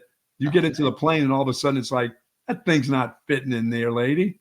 It feels like every flight that I go on nowadays is a completely full flight with no overhead space. And someone will come on at the airport gate and say, hey, we're looking for volunteers to check their bags. If you want to check your bag, please do it. And it's like, nah, I'm good. Especially after hearing a story like this. Like, I'm gonna hold on to my stuff, please. I don't want it to leave my sight. I don't want the bag apes to be throwing it. I don't want the bag apes to be stealing it. I don't want any of those problems. They're making exchanges. They're like, hey, you know what's in this bag? I'll switch with you. I need that Apple Watch. Here, why don't you take this cash that's sitting in here? Sure. And really? If we're talking about a voucher being involved, then I'll listen. Do you like those airport vouchers where you miss a couple hours or half a day that you'll take a later flight? I've never had the opportunity to say yes to one of those. Like, it's only been offered a couple of times in my flying experiences, but like, it's usually when I travel, it's like I've got something the day I'm traveling. So I've got to get to where I need to get, and I can't afford to miss this Right. flight, wait a couple of hours. But if there's ever a time where it's like, oh no, I don't have to be there in a hurry. I'm just going for fun, and I can wait a couple of hours. Hell, I can wait an extra day. If they're offering a $500 free travel voucher, then shit, Well, yeah, I would do that if they told me that I could go in the United Airlines, room or that special room where you have the bar and all that stuff and the nice seats and all. I've never been offered one of those either. Like, hey, come in the United concierge. Club. Yeah, come into the club. And now if you offer me in the club and I had to wait 5 hours, I'm good. Yeah, I don't think I've ever been in there either. Yeah, thank you. Put me in the club, What's going on in there? Is it like Sam's Club where you have to have like a membership to be like in? the Yellow Rose. It's like the Rose or something. I don't know. They've got If it is, then I'm paying for that membership. They got dancers and everything in there. You think they go dancers in there? I always said that if you had the gig where you could afford to buy space at the airport and you could put little pods in there where people could go in and lie down and have their own little pod and make business phone calls in the pod or sleep for like an hour and a half or 2 hours, I said those things would be packed. I'm with you on that. I like that idea a lot. Napping area, so you don't have to just lay on the floor or take a nap sitting up in one of those. No, just go into a little pod, go in there to a little half mattress, get in there and sleep and snooze or use the phone. It would be great. Zip that bad boy close. I said I'd be in there every time. I'd be in there for a 45-minute, layover. I'm like, okay, good. I'll go in here and get a half-hour rest. Yeah, they need to do that. Somebody needs to say, you know what, I'm going to do this at all and see if I can get space at the airports to do this. You don't think they would be packed with people sleeping in them? You gonna have a pillow and a blanket in there? Yeah, well, somebody has to come in and do cleanup too. Right. That's what I'm worried about. Those chairs are dirty and that floor is disgusting.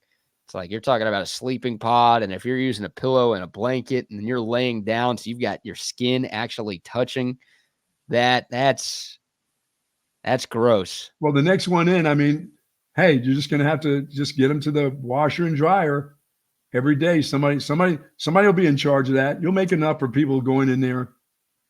You won't do it even if they wash it. Yeah, I don't know. Well, because it'll be like me. I would have to go in the pod and take all my clothes off to sleep. You would do that?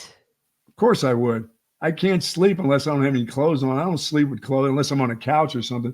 If I got a little pod with a sheet and a pillow, I'm getting underneath, man, and I'm getting naked. You're going full nude at the airport? Oh, of course I am. Dude. Of course I am. God. Then no, I do not want these pods at the airport then. Now you don't want them now? There's going to be old black men just roaming around and completely nude. I am out on this. Zipping up and then going to the bathroom, walking to the bathroom naked in the pod. In the words of Shark Tank. Work. In the words of Shark Tank, for that reason, I'm out. Oh, that is me right there. And I like that United Club thought too. Like, what goes on in there? Do they have strippers in there? Do they have bottle service in there? Like, what? By the way, it's never like lit up in here. It's always dark, like some kind of strip place. When you go by them, you look in, you can't see anything in there. It's always like dimly lit, Yeah. They get you in a corner where you can turn your own light on. But the main deal in there where a lot of people just sit around and just chill to their next flight is dimly lit. I mean, it's like a pod. You can pass out and fall asleep there on the couch probably. They've got, those fogged up windows. I've been in there one time. I've been into one of those back in my coaching day. It was probably a UT deal where cash only or whatever, and I got a chance to go into one of those things. I did fly first class twice. There you go. My first class flight was, I didn't know any better when I was at Boston College, and I knew we didn't have any money, and it was a deal where I got an opportunity to be on in first class, and you know who sat beside me in first class? Teddy Ball Game. Ted Williams. Whoa. The great Ted Williams sat beside me. Him or his frozen head? No, it was Ted Williams himself. Wow. And it was amazing. What a big dude he is. I never realized that. You looked down at it? Huh? You looked down at it? No. Ted Williams is a big dude. He's a big man. He's not like one of these baseball players that's a 5. He's not a 5'9", 5. That dude's like 6'2", 6'3", before they shrunk it, before they took his head off and stuff. Tell me when to stop. No, stop it. But I got a chance to sit with him, and that guy was one of my all-time, obviously one of my favorite Red Sox guys, because I did very many of those at that time. But I was a young coach at Boston College. We talked about the entire time fly fishing. That dude loved to fish. He was headed to Florida for a fishing trip. I guess he was going for snook down there in the canals and stuff. Sure. But we just talked about that. We talked a little bit about Boston College, talked about football. We didn't hardly talk to any baseball. I didn't happen to tell him I was a Yankee fan. I didn't want to lay that on his ass right there. But what a conversation. Talked the entire time, BK. It wasn't one of those, hey, shut up, I need some rest. We talked for the 2.5-hour flight from Boston, or 3-hour flight to Florida. It was great. That's awesome. That was my brush right there. Has been my brush with real greatness right there. Yeah.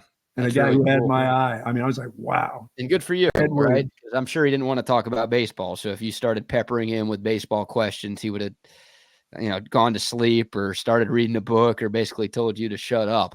We talked about fishing, man. We talked about, I had never been a fly fisherman, and he was telling me about how, in all the little intricacies of fly fishing and tying flies and all that. And because I had just come from Pennsylvania, and I was a trout fisherman, but I used spinners and worms and things like that. And I loved to trout fish. Everything he did at that time was with a fly rod. And he was a big, tall guy. And I bet you could whip that damn fly rod around. No kidding. And then they took his head off. He died, and they chopped his head off. Wow. And they froze it. Still frozen somewhere. In Arizona, just kind of floating, huh? You ever go talk to that thing? No, that's just a little weird. It is a lot of weird. Just the head just floating. And what do they hope to accomplish with that frozen head? They hope it comes back to life at some point. You want to stick it on somebody else's body? Like what's the goal? I don't know. I mean, somebody's going to sell it to somebody will buy it. Somebody will buy Ted Williams's head eventually. Ton of money too. One of the family members will have an opportunity to sell that head. Is that? You know what I mean? Yeah, I've paid for head before, but I don't want to do that one. Man, imagine that being in a dimly lit corner of your house, just floating around when you come in every day. No. Morning, Ted. That's a punishment right there. That's like a lost bet payoff. That is weird. That is a weird deal. All right. To finish up the Bag Ape story, this guy was arrested. He was charged with grand theft, which is a felony offense in the state of Florida. If found guilty, get the chair for that there. I don't know if it's the chair, but how about this? If found guilty, which feels like this guy's going to be found guilty, he could face 5 to 30 years in prison and fines ranging from $5,000 to $10,000. Wow. Depending on the case. So, and he's going to lose his job at Spirit Airlines. That's the toughest part right there. And that's a dream job for anybody. So, for this guy, I don't know how he's going to recover from that. By the way, my PayPal story of yesterday, dude called me back. Oh, of course. And he said, "This is Ashba." And I'm like, "Yo, what's up?" He goes, "Remember, Michael, we talked last night. You're going to call me, but I thought I would try to call you and give you help." I said, "You probably ought to get off of this line right now," because I said, your line's being tapped right now. Needless to say, that dude disappeared so quick. No way. Oh, I gave it the old, you're being investigated as we speak. And that thing went. He didn't say anything. He just hung up. No, that was just a quick hang up. Good for you. And what's weird about it is he wasn't the only one that called me, saying this is the PayPal headquarters. Remember I told you I was in Minnesota? I got one out of Pennsylvania somewhere yesterday. Another one? Because he wasn't getting me originally because I wouldn't answer it. It just another one that said PayPal came out like Hawthorne, Pennsylvania. I'm like, what the hell? I thought it was in Minnesota. Oh, yeah. Once one of them gets your number, they all get your number. Is that what it is? Oh, yeah. They all have it? Oh, yeah. Yeah, you're about to get more spam calls. That was 3 different states that I got it from. I'm like, wait a minute, I thought PayPal was in Minneapolis. I didn't know it was in Hawthorne, Pennsylvania, and somewhere in Oshkosh, Wisconsin. I'm like, what in the hell is this? Are they all 800 numbers?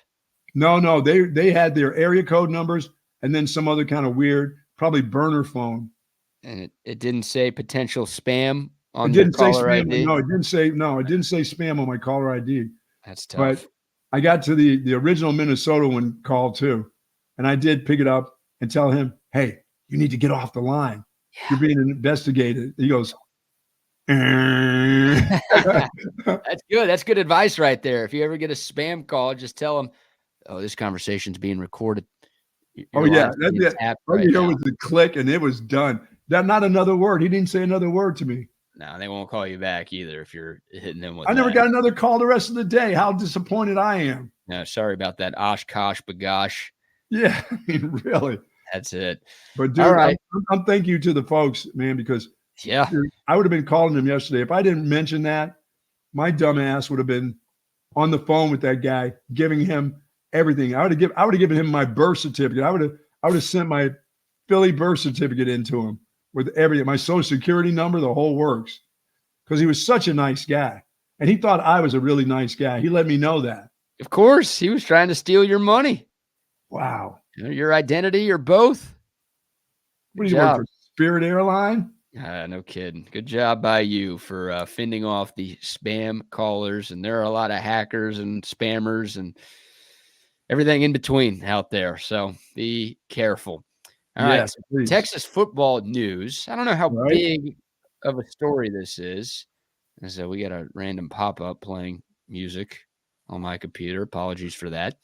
A member of the 2023 Texas coaching staff is no longer with Texas football. It was Paul Chryst. Remember the longtime Wisconsin head coach who was an offensive analyst and special assistant to Steve Sarkisian during the 2023 season. Paul Chryst apparently no longer with the Texas Longhorns. He was recently spotted at a Green Bay Packers practice. And, well, we found out that, yeah, he is no longer with the program. Inside Texas had the reporting on that. So, Buck, I never know how much special assistants to head coaches do.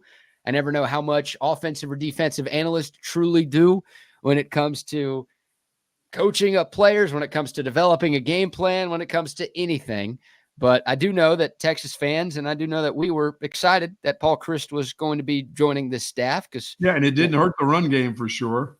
Yeah, he's a pretty established head coach in major Division I college football. And like you said, he's known for strong running offenses when he was the head coach at Wisconsin. So whatever he brought to the table will no longer be at the table this year. Yeah, I mean, his knowledge of the run game, off tackle, one cut runs, zone reads, and stuff like that. I mean, that guy, he's seen quite a few running backs in his day at Wisconsin. So it didn't hurt this Texas running game whatsoever. They may miss that dude. Mm-hmm. He probably left a lot of good stuff behind in the run game. So that's fine. Right. I just don't truly know what he did. I mean, if Texas takes a step back this year, it's not going to be because Paul Chryst isn't a part of the staff, right? If the D-line takes a step back, then it's like, oh, we miss Bo Davis. He was the D-line coach, and not having him caused a negative impact. If the linebackers aren't as good, then nope, Johnny Nanson's not as good as Jeff Choate was, and that could be an issue. But if the run game takes a step back, I'm not going to sit here and be like, oh, it's because Paul Chryst is no longer a part of this staff. Like that won't be the reason why. You get a chance to say it when it happens. I'll blame Sark. I'll blame Tashard Choice. I'll blame the players. Record this and call me out if at some point during the year I'm like, well, Paul Chryst, not having him is a huge problem. Not having Jonathan Brooks is the problem. Yeah, exactly. Not having Jonathan Brooks or Bijan Robinson or Roschon Johnson, which have been your three main tailbacks these last 2 years.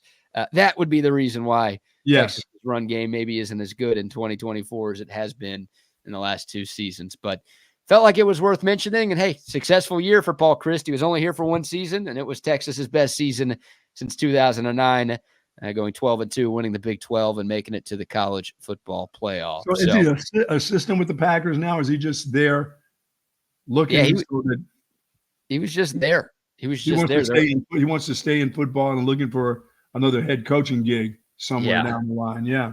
My guess is it was just a 1-year agreement, right? I don't think Texas fired Paul Chryst for anything. That would feel absurd.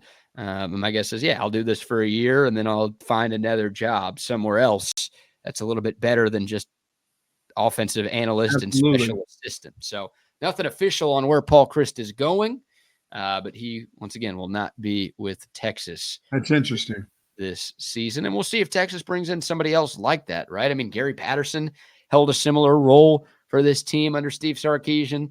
Paul Chryst, if you can get, you obviously have a finite number of position coaches that you can have. Right. But there's no max number of analysts that you can have.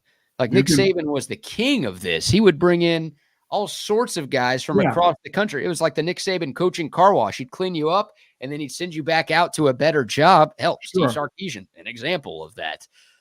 So that's what I want Texas to keep doing. I don't know if there's anybody out there who has head coaching experience like Gary Patterson or Paul Chryst did, but if there is somebody who's a big name who is out of a job, who is looking for work, bring him in. That's just another good mind to add to your staff. Yeah, I think they pay him like $25,000, and that's about it. Yeah, Texas has all sorts of money, but like you said, it's a pretty low 5-figure gig. And look, Paul Chryst was making millions at Wisconsin. Gary Patterson was making 7 figures at TCU. Right.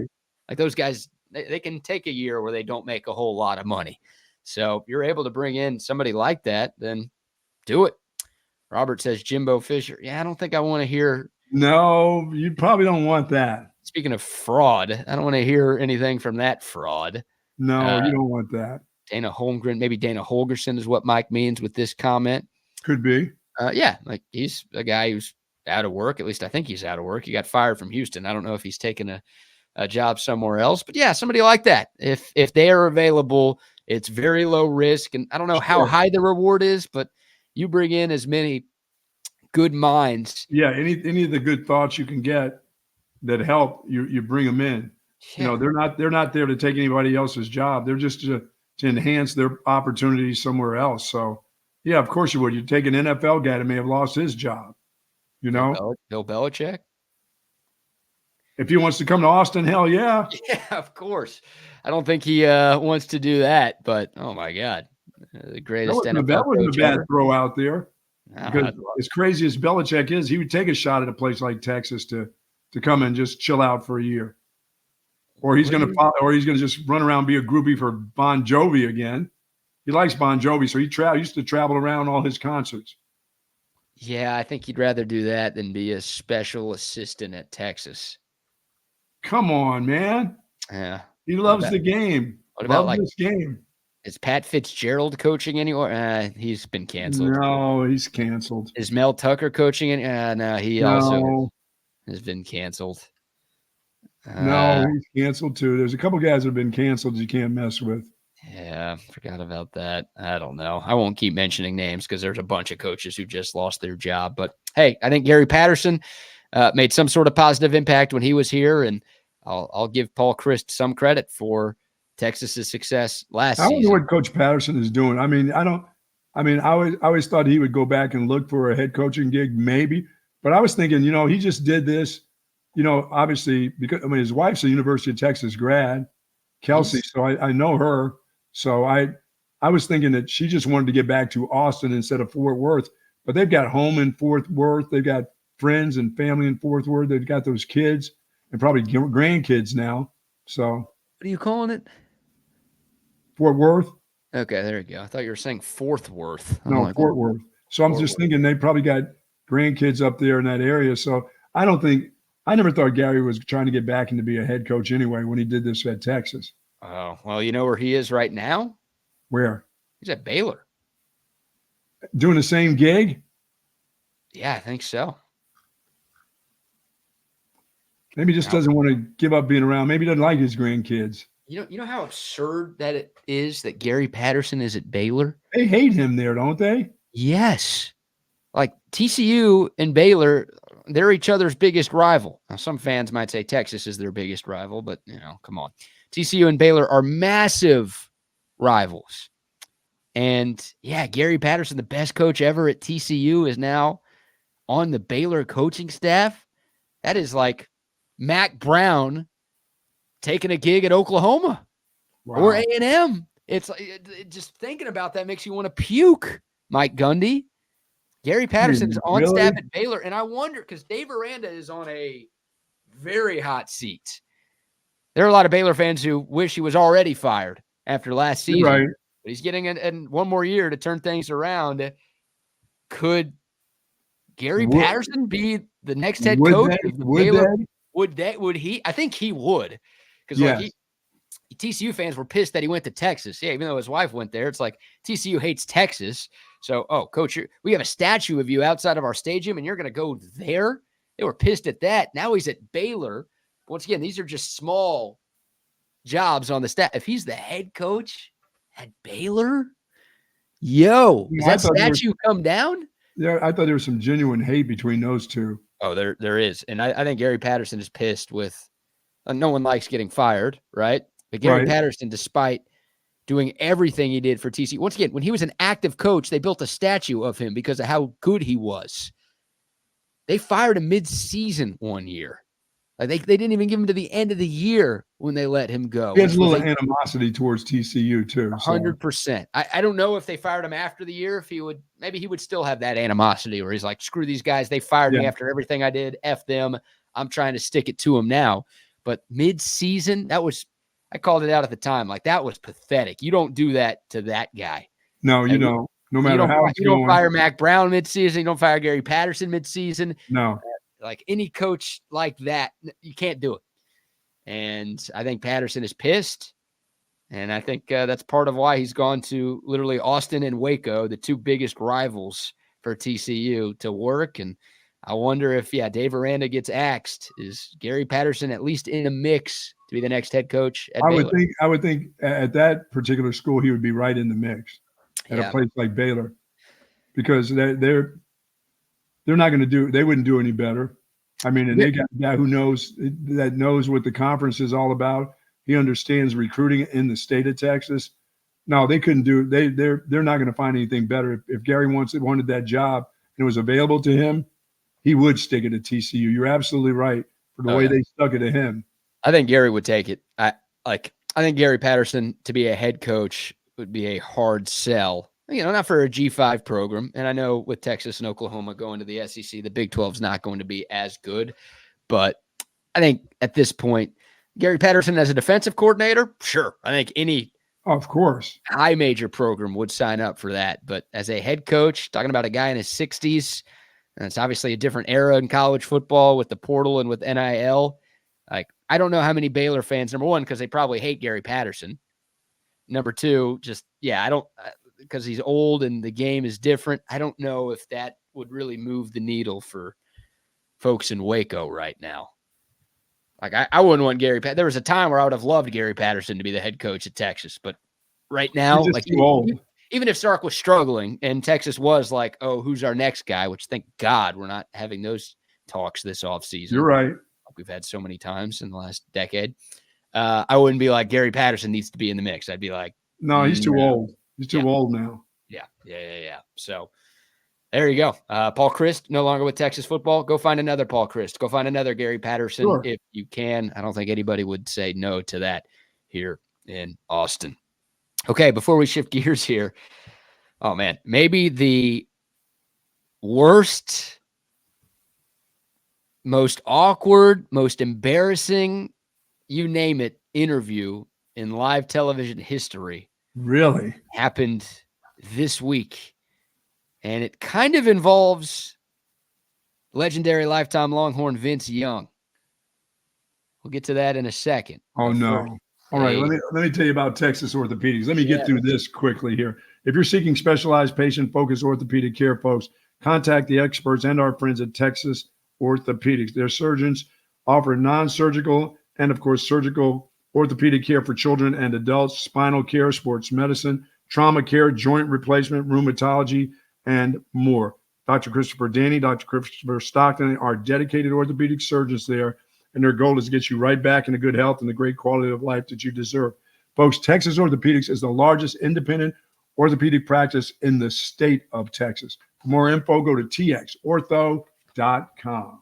Absolutely. And shout out to our friends at Covert BK. We'll let you hear now from our friends at Covert BK. They treat you like family. My husband and I have bought several vehicles from the Coverts over the years, and it's always just been easy and effortless. By the time we walk into the dealership and we're ready to buy, I walked in, literally signed a couple of things, and I was 10 minutes in and out. they just take care of everything. I personally feel like people took care of me. I feel like as they're taking care of me, if they take care of other people that I know, it's just that much love. Open, raised, and honest. You're always treated like. Thank you very much. Absolutely love the Coverts. If you're looking for a newer pre-owned car, truck, or SUV, there's only one family to know. That is the Covert family. Okay, Buck. I teased it. Maybe the worst interview in live television history. A bad mix-up, a bad mess-up, and an unmitigated disaster happened on the Golf Channel. No. Yesterday. Those dudes and dudesses? Yep. Dudesses. Yeah, the females, the dudesses, yeah. I thought they were dudettes with a T. It's dudesses? Dudesses, yes, like princesses. Interesting. Okay, yes. Makes sense. So not only is the Memorial Tournament going on the PGA Tour, you have multiple golf events going on every single weekend. Oh, you have your Live Tour down in Houston? Live Golf this weekend in Houston. Shout out to the CW for that. There is a celebrity pro-am going on in South Carolina this weekend. It is the BMW Charity Pro-Am. And one of the celebrities participating in this event is legendary lifetime Longhorn and, of course, former NFL quarterback Vince Young. So the Golf Channel, hey, who wouldn't want to interview Vince Young? One of the best college football players ever. Guy who had a solid career in the NFL. Not as solid as we would have liked, but whatever. Lasted for a while. Why not? He's a big name guy. And if you're the Golf Channel, you'd love to check in with a star, the likes of Vince Young. Ruh-roh. The problem for the Golf Channel and for reporter Lauren Withrow,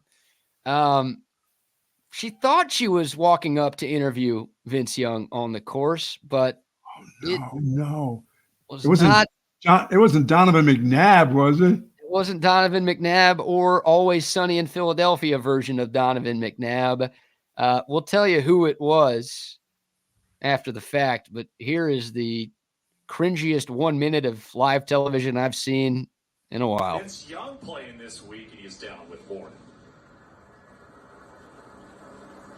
Played 6 seasons in the NFL, arguably one of the best NCAA quarterbacks of all time at Texas. Picked up golf about 4 years ago. What's the biggest shift you make going from the ultimate team sport to now the ultimate individual sport? Now, I apologize. We have the wrong person. I'm Everett Sands over Citadel, which I'm a football coach. But the thing is, the great thing about golf is that I'm not only competing against myself, but I'm competing against everybody else. This is your first pro-am ever playing, and what's the best part of being out here?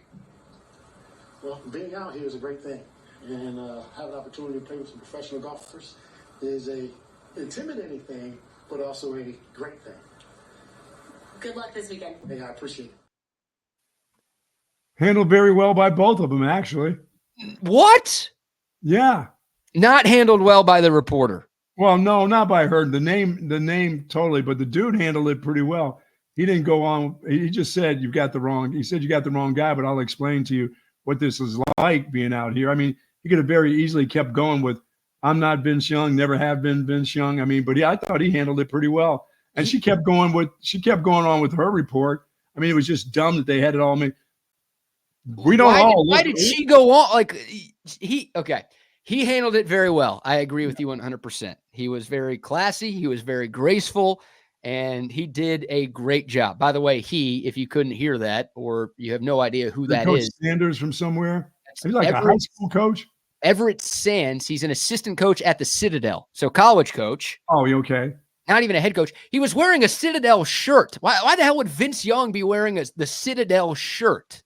And the guy looks literally the only way you'd get him confused with Vince Young is if you think all black people look the same. That I guy was looked, going to say not all black people look alike. that guy looked nothing like Vince Young. Well, that lady right there doesn't know the difference between Webster and Vince Young. Clearly. I mean, seriously, no, she doesn't. She wouldn't know the difference. If Webster was down there and she had the microphone down to Webster and called him Vince Young, she doesn't know who Vince Young is. No, she doesn't. I don't know who told her this was Vince. I don't know if it was, somebody on the main coverage who was like, hey, that's Vince Young, go talk to him. Or if she's like, hey, I got Vince Young, do y'all want him? Or if it was just somebody else in between who told Lauren Withrow, like, that's Vince Young, go interview him. And you're right. Like she clearly didn't know who Vince Young was. If she did, she would have been like, guys, I'm not talking to this jabron. I don't know who this dude is, but he's not Vince Young. He's wearing a Citadel shirt. Right. Either she thought it was Vince Young and was wrong, or someone's like, that's Vince Young, go talk to him. No, somebody gave her that's Vince Young. But we'll play half of this again. Here's where she screws up. And look, she's a young reporter. This whole situation is not her fault, but like this guy, Everett Sands, gave her an out. After he's like, you got the wrong guy, he stops talking for like 3 seconds. And at that moment, she should have taken the mic back and been like, oh, I'm sorry. Like, we've got Everett Sands here, coach. Yeah, well, yeah, I agree with you there. She could have bailed herself out by interviewing him. But instead, and then she asked a follow-up. Like, she should have ended the interview after his first answer. And then she asked the guy a follow-up question. She just completely ignored that he told her, I'm not the guy you're looking for. So, we'll watch the whole thing again because he got his 15 seconds of fame. That was fine for him. Oh, yeah. Yeah, no, he did great. And now I had no idea who Everett Sands was before yesterday. And look, we'll probably never talk about, no offense, never. We need to get him on the show and ask him how that went. Okay. You know what? I will try. If we can, find a way how that went. To reach out to Everett Sands and get him on the show, we will. Sure. But the general public, like if he doesn't come on our show, we're never going to hear from this dude again. So we're going to hear from him. We need to have him. All right. I'll try him today. See what happens after the golf tournament. I'm sure he's still playing the rest of this event in South Carolina. But here is this debacle, disaster, anything one more time. Vince Young playing this week, and he's down with Warren. In 6 seasons in the NFL, arguably one of the best NCAA quarterbacks of all time at Texas, picked up golf about 4 years ago. What's the biggest shift you make going from the ultimate team sport to now the ultimate individual sport? Now, I apologize. You have the wrong person. I'm Everett Sands over Citadel, which I'm a football coach. Look at her face. But the thing is, the great thing about golf is I'm not only competing against myself, but I'm competing against everybody else. This is your first pro-am ever played, and what's the best part of being out Stop here? the interview. Well, being out here is a great thing, and have an opportunity to play with some professional golfers is a intimidating thing, but also a great thing. Good luck this weekend. Hey, I appreciate it. She needed to go into some coaching things instead of asking him any more about golf. Now that she knows he's a coach and they've screwed up, ask him a coaching question. Dude, he gave her an out and she didn't take it. No. And once again, he handled it very, very well. But she's smiling the whole, I don't think she was listening to him. She shook her head yeah, when he stopped talking. Because look, maybe that was Everett Sands' first ever pro-am. But she asked the second question, oh, this is Vince Young still. This is Vince Young's first ever pro-am, so I'm going to ask this question I had prepared for Vince Young. And I think she understood it wasn't. She just couldn't say, oh, shit, into the microphone because there was an oh, shit moment. But they're in her ear saying, interview him, continue on, because they had no place to go. No. That guy, how tall do you think that guy was? 5'9"? He's barely taller than her. He was slightly bigger than I am. Wearing a Citadel hat, a Citadel shirt, and not 6'5" like Vince Young.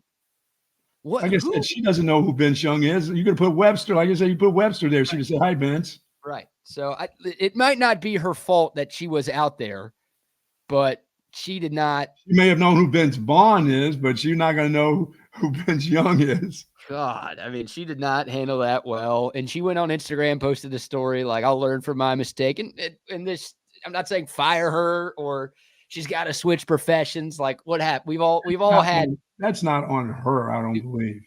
The way the interview happened is on her, Buck. How can you say that's not? She left the mic and completely ignored the fact that this guy said, I'm not Vince Young. And she asked a follow-up question. By the way, he apologizes to her. I apologize. I'm like, dude, why are you apologizing? You're not the one with the mic. You shouldn't have to apologize to her. No. He goes, I apologize. I'm not Vince Young. He was super nice about it. And credit Everett Sands. And I hope he's nice enough to come on this show when we ask him to join us. But it's great. I'm so glad it happened. Like I sound like I'm mad. No, that was fantastic theater. And I hope something like that happens every single week on television. So we get just not to me on this show. But yeah, I'm not thinking that guy is Vince Young and you're not either. So that won't happen to you. No, but if that would have been a cricket player or something, I would have been screwed because I would have known who it was. Right. But you wouldn't have thought it was like some epic cricket play.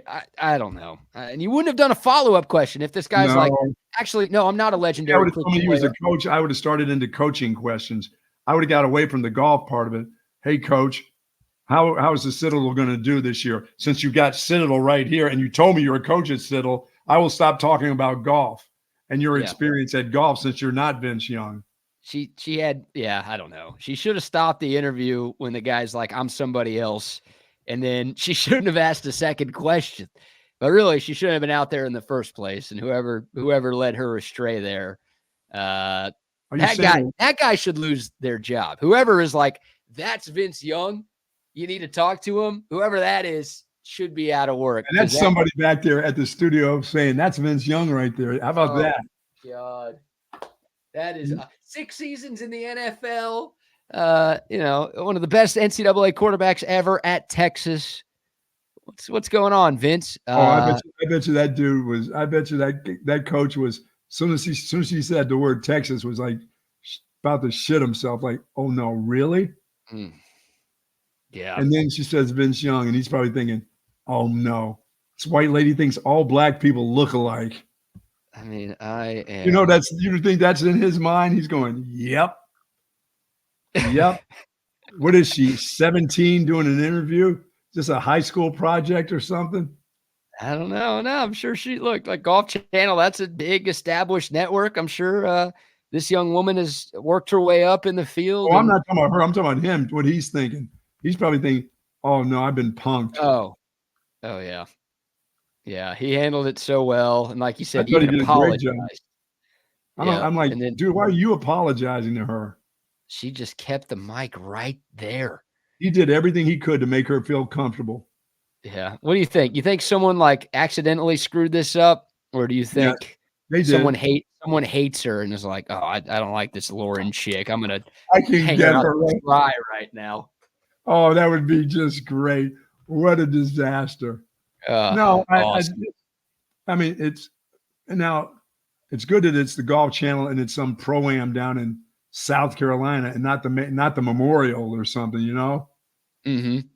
One of the title sponsors of the Memorial, and that's one of their CEOs that she's getting ready to talk to, and got it mixed up. I mean, they're fortunate on that deal. Yeah. And plus she's going to overcome that. But somebody else that she knows that she may be around the Golf Channel for a while, she's going to be looking at that person cross forever. Let me this is so good. By the way, do you know who Everett Sands was playing with yesterday? Who? Ryan Leaf. Was Everett Sands' partner yesterday. Here's a picture. I'm going to do a little side-by-side. I'll pull up Everett Sands first. I don't think I need to pull up a picture of VY, but I'll do it anyways. Here's Everett Sands on the Citadel football website. Yeah, he's 44, 45 years old. You think that guy looks like Vince Young? No. I don't either. No. He's also like a whole foot shorter, I think, than Vince Young. Wow. Try to find a present day. I don't know if this is present day, but I searched Vince Young now, and here's a picture that popped up there. Him laid out on the bar floor? No, not him getting knocked out by some cheap shot in Houston. Show me that one. You want to see Everett Sands again? I wish I could do a side by side, but I don't think we have the ability to do that here. Here's Everett Sands. They all look alike. Yeah, apparently they all look alike according to the Golf Channel. And it's see that? You know that's coming up. Look out. Golf Channel. You know, golf a sport, not with the huge African American participation. Wow. So that's awesome. They send the young woman out there to say they all look alike. Yeah, that's Vince. Looks just like him. Hey, there's Gary Coleman. That is great. Oh no, my goodness. Is that Will Smith out there? Hey, come here, Will. I just wanted to talk to you here for a second. I know you love golf. Hey, it's Hootie. It's Hootie. It's Hootie and the Blowfish. That's that dude. He loves golf. Rocker. Holy shit! It's Kevin Hart. Oh, that's awful. That's just awful. That poor lady. Oh my God. Steve Harvey from Family Feud? Wow. Steve Harvey, you're playing golf for your first time in a Pro-Am? Oh, I'm not Steve Harvey. I mean, really? I have to apologize. I have to apologize. I'm not Vince Young. But you still want to interview me? Let's carry on. So my goodness. It is so good. Oh, we've got Denzel Washington here with us today. From the Golf Channel, because I would have said, hey, you dumb shits back there. This isn't Vince Young. Who told me that's Vince? Man, oh, man. Oh, hey, Samuel L. Jackson is playing today. Oh, this is great. So there you go. It's a good thing we have Denzel Washington here today. The greatest basketball player of all time, Michael Jordan, participating in the program. Michael B. Jordan, actually. We got the wrong Michael Jordan. Sorry about that, guys. So good. So good. That's like gold right there. Yeah, that'll be gold 20 years from now.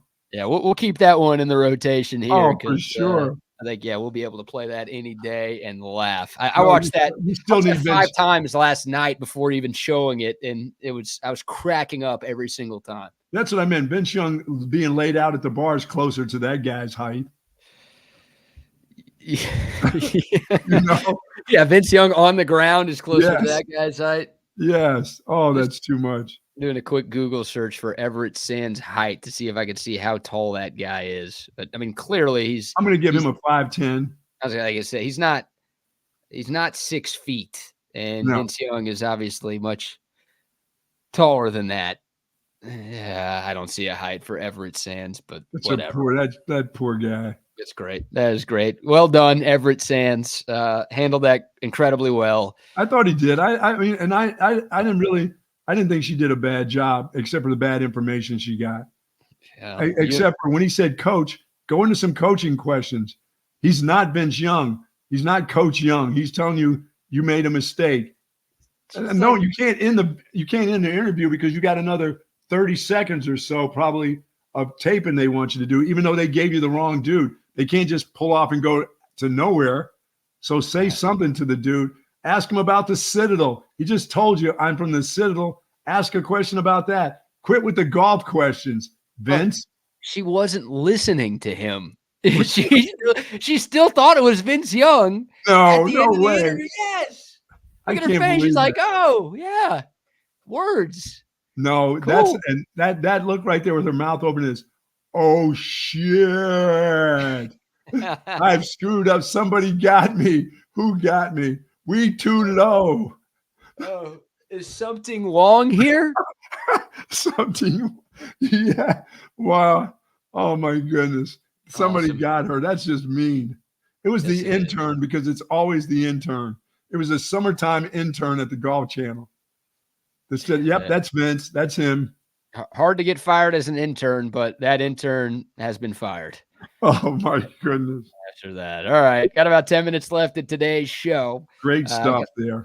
Yeah, it's spectacular stuff. Before we get to our final 10, and we've got another interesting story to get into today, maybe a little more sports as well. How about a shout out to Audiovisual Consultations? I'll go live read today. There you go. See these two screens I have behind me? Now, those were put up by Audiovisual Consultations. Y'all know about the 4TV setup I have in my living room. It was done by Audiovisual Consultations. Y'all know about the 85-inch TV the Buck has in his home studio? You guessed it, AV Consultations. They're the best in the business, and they've been in business here in Central Texas since 1988. They've been around longer than I've been alive, and they can do what they did for us, for you, whatever you're looking for from a TV standpoint, from a surround sound standpoint, whole home surveillance, lighting.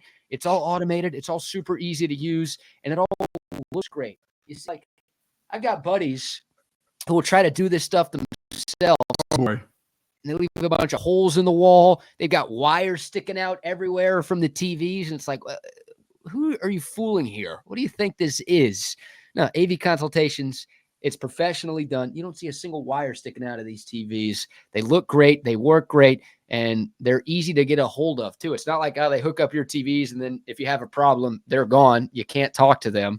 They will take care of you every step of the way. Just give them a call, 512-255-8678. That's 255-8678, or find them online at avconsultations.com. I want to thank the folks over at Woods Comfort Systems. They were here yesterday. The plumbers were here. And talking about professionals now, yes, my outside faucets had a crack in them. You know, the copper pipes, of course, when the winter comes, you got to take those hoses off the drain there, let them drain out and everything else, which we did, but there's still some condensation that stayed in there, cracked the pipe.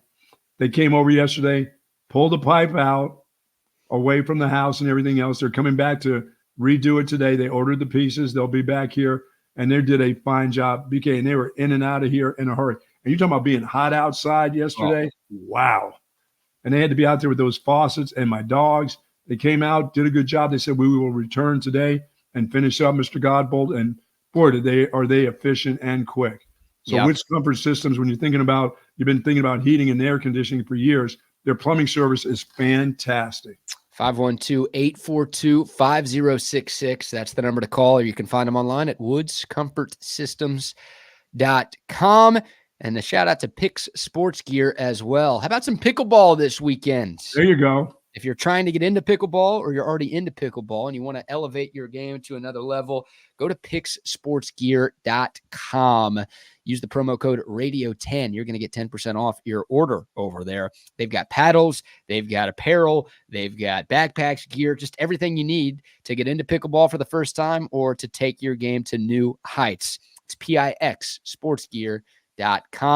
And sometime during the course of this weekend, you're going to head to 7-Eleven, right? Oh. You've got to go. There's not a chance that you won't go the weekend without stopping at 7-Eleven. I mean, does P. Diddy diddle little kids? Of course, the answer is yes. Yeah, I'm going to 7-Eleven for a Slurpee, maybe 2 Slurpees this weekend. And they got everything, the hot snacks, the pizza, the wings, the rollers, obviously the coffee, the Slurpees, the big gulps, the beer, the wine, whatever you need, they've got it. The best convenience store in the world is 7-Eleven. Shout out to our guy Ashish, traveling this weekend, I think up in Indianapolis, but he tuned in this morning.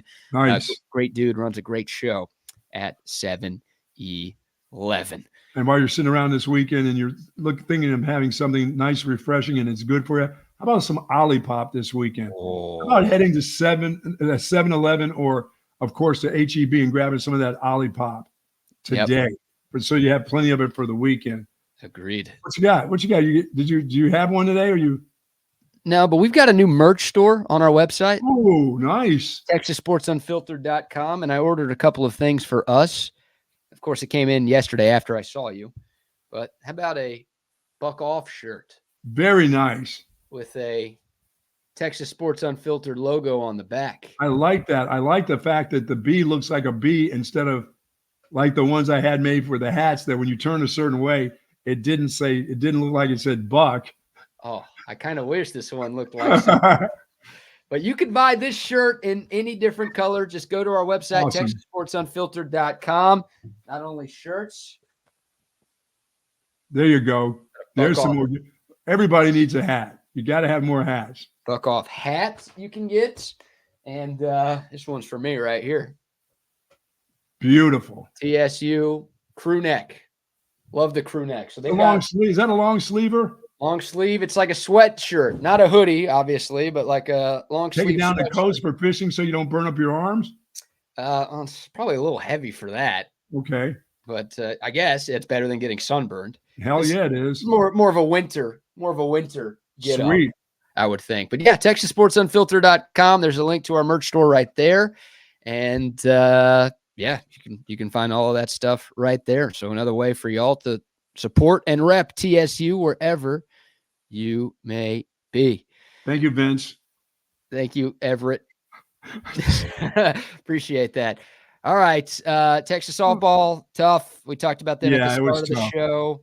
Hell of a year, the best year in Texas softball history, but unfortunately they ran into the beast that is Oklahoma. Incredibly successful year for the Longhorns, but obviously tough. They come up 2 wins short of a national title. Oh, what we have to do, we got to get your Gold Star lock. So you've got game 1 of the Stanley Cup Finals tomorrow night. Nothing tonight in the NBA or in the NHL. Now, you do have super regionals starting in college baseball, so there's something to watch, and of course the golf too. But game 1 in hockey tomorrow, it's Edmonton at Florida. Florida's the slight favorite in this series, and they are the slight favorite in game 1 as well. Who you like? I'm going to take Edmonton on the road for 5,000 units. Okay, the road team, the Edmonton Oilers.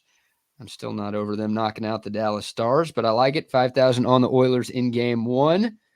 And then game 2 of the NBA Finals, Sunday night, back in Boston. Early line. Mavs trying to even up the score. Early line, Boston -7.5. Wow. Yeah, it was 6.5 last night. No problem for the C's. It's 1 point higher in game 2 at 7.5. Yeah, I'll go ahead and take the C's once again in that, but I'll put 20,000 units on that play. Oh my God. Yes. After what I saw last night, that's not gonna turn around in a couple nights. This is gonna have to be to when the Mavs get home to fix that one. Yeah. All right. So 5,000 on Edmonton tomorrow, 20,000 on Boston. And you need, hey, Zach, be quiet. Zach's waiting. That means the grandkid's about to come in the house. Look out. Good luck to you. I was going to ask what your weekend plans are, but now we know. We got a slip and slide. How about that? You're not going on the slip and slide. I most certainly am. Listen to Zach. He's going nuts. No, I'm going on the slip and slide. We got a slip and slide in Amazon. My wife's out there loading up the slip and slide right now. And guess do I have to video me going on the slip and slide? Yes. Really? Somebody has to video. I don't know if you're capable of doing the slip and slide and recording yourself at the same time. But yeah, if your wife can film that. The grandkid will probably do a better job of holding that in video than I am. I'm going on the slip and slide today. Dude, nuts up. Hey, nuts up too. Oh, this is going to be great. You are going to hurt yourself. Do you have to run and go on there? I mean, it's on a slight hill. At the end of that, there's nothing but grass. So what happens when I get to the end? Do I come to I'm going to come to a complete stop face first, probably. They usually have like a little barrier at the end that's like filled with a pool of water. What the hell you think I am? This is not SeaWorld. I mean, I don't have all that shit at the end of this. That didn't come in the Amazon package. SeaWorld? You got animals? I'm not saying there's going to be a seal in there or a whale or something. Look, here's a picture of a slip and slide. Okay. So that's the end. This is literally an Amazon link. See the end, how it kind of has that barrier? Dude, I got a poor person slip and slide. That's the deluxe slip and slide where they got a shark at the end. What the hell? Slip and slide? I've never seen a slip and slide with that at the end. With like anything, like a pool of water? Yours is just like a long thing and that's it? Yeah, and I think at the end of it, you're going to hit the grass, I guess. I was going to say, you better hope there's grass and not concrete right after that then. Stones. We go right into the stones, right into a brick wall. Dude, you better get your affairs in order before you go on that thing. I can't wait to change. Plus, I'm going to have my banana hammock going out there. No, you're not. Oh, yeah, for sure. Oh, if that's the case, then I do not want any video. Yes, we got the video of that, yes. The 4-year-old. The daughter-in-law, and there I am in banana hammock. Here comes old Buck, 69 years old, coming down the slip and slide with a running start and diving head first. Dude, you were going to hurt yourself and you were going to hurt your kids and grandkids even more. This is definitely part of fall school at its best. Slip and slide school. They are going to be traumatized. Forget the slip and slide for a second. If you walk out there in a banana hammock, they are going to be scarred for life. Yes, I am. Nuts up. This is going to be great. What a great day. What a great weekend. What a great start to the weekend. Banana hammock, yes. I thought grandparents were supposed to be cool. You're like scaring the grandkids. Yeah, you're never going to see them again. Your kids aren't going to allow them back at your house. Oh, this is too much. Oh, my God. All right, we'll bring on the fellas for a little crosstalk. Right, I got to get out of here. I got to go because that dog's going to drive you nuts. Later, y'all. He already is. There he goes.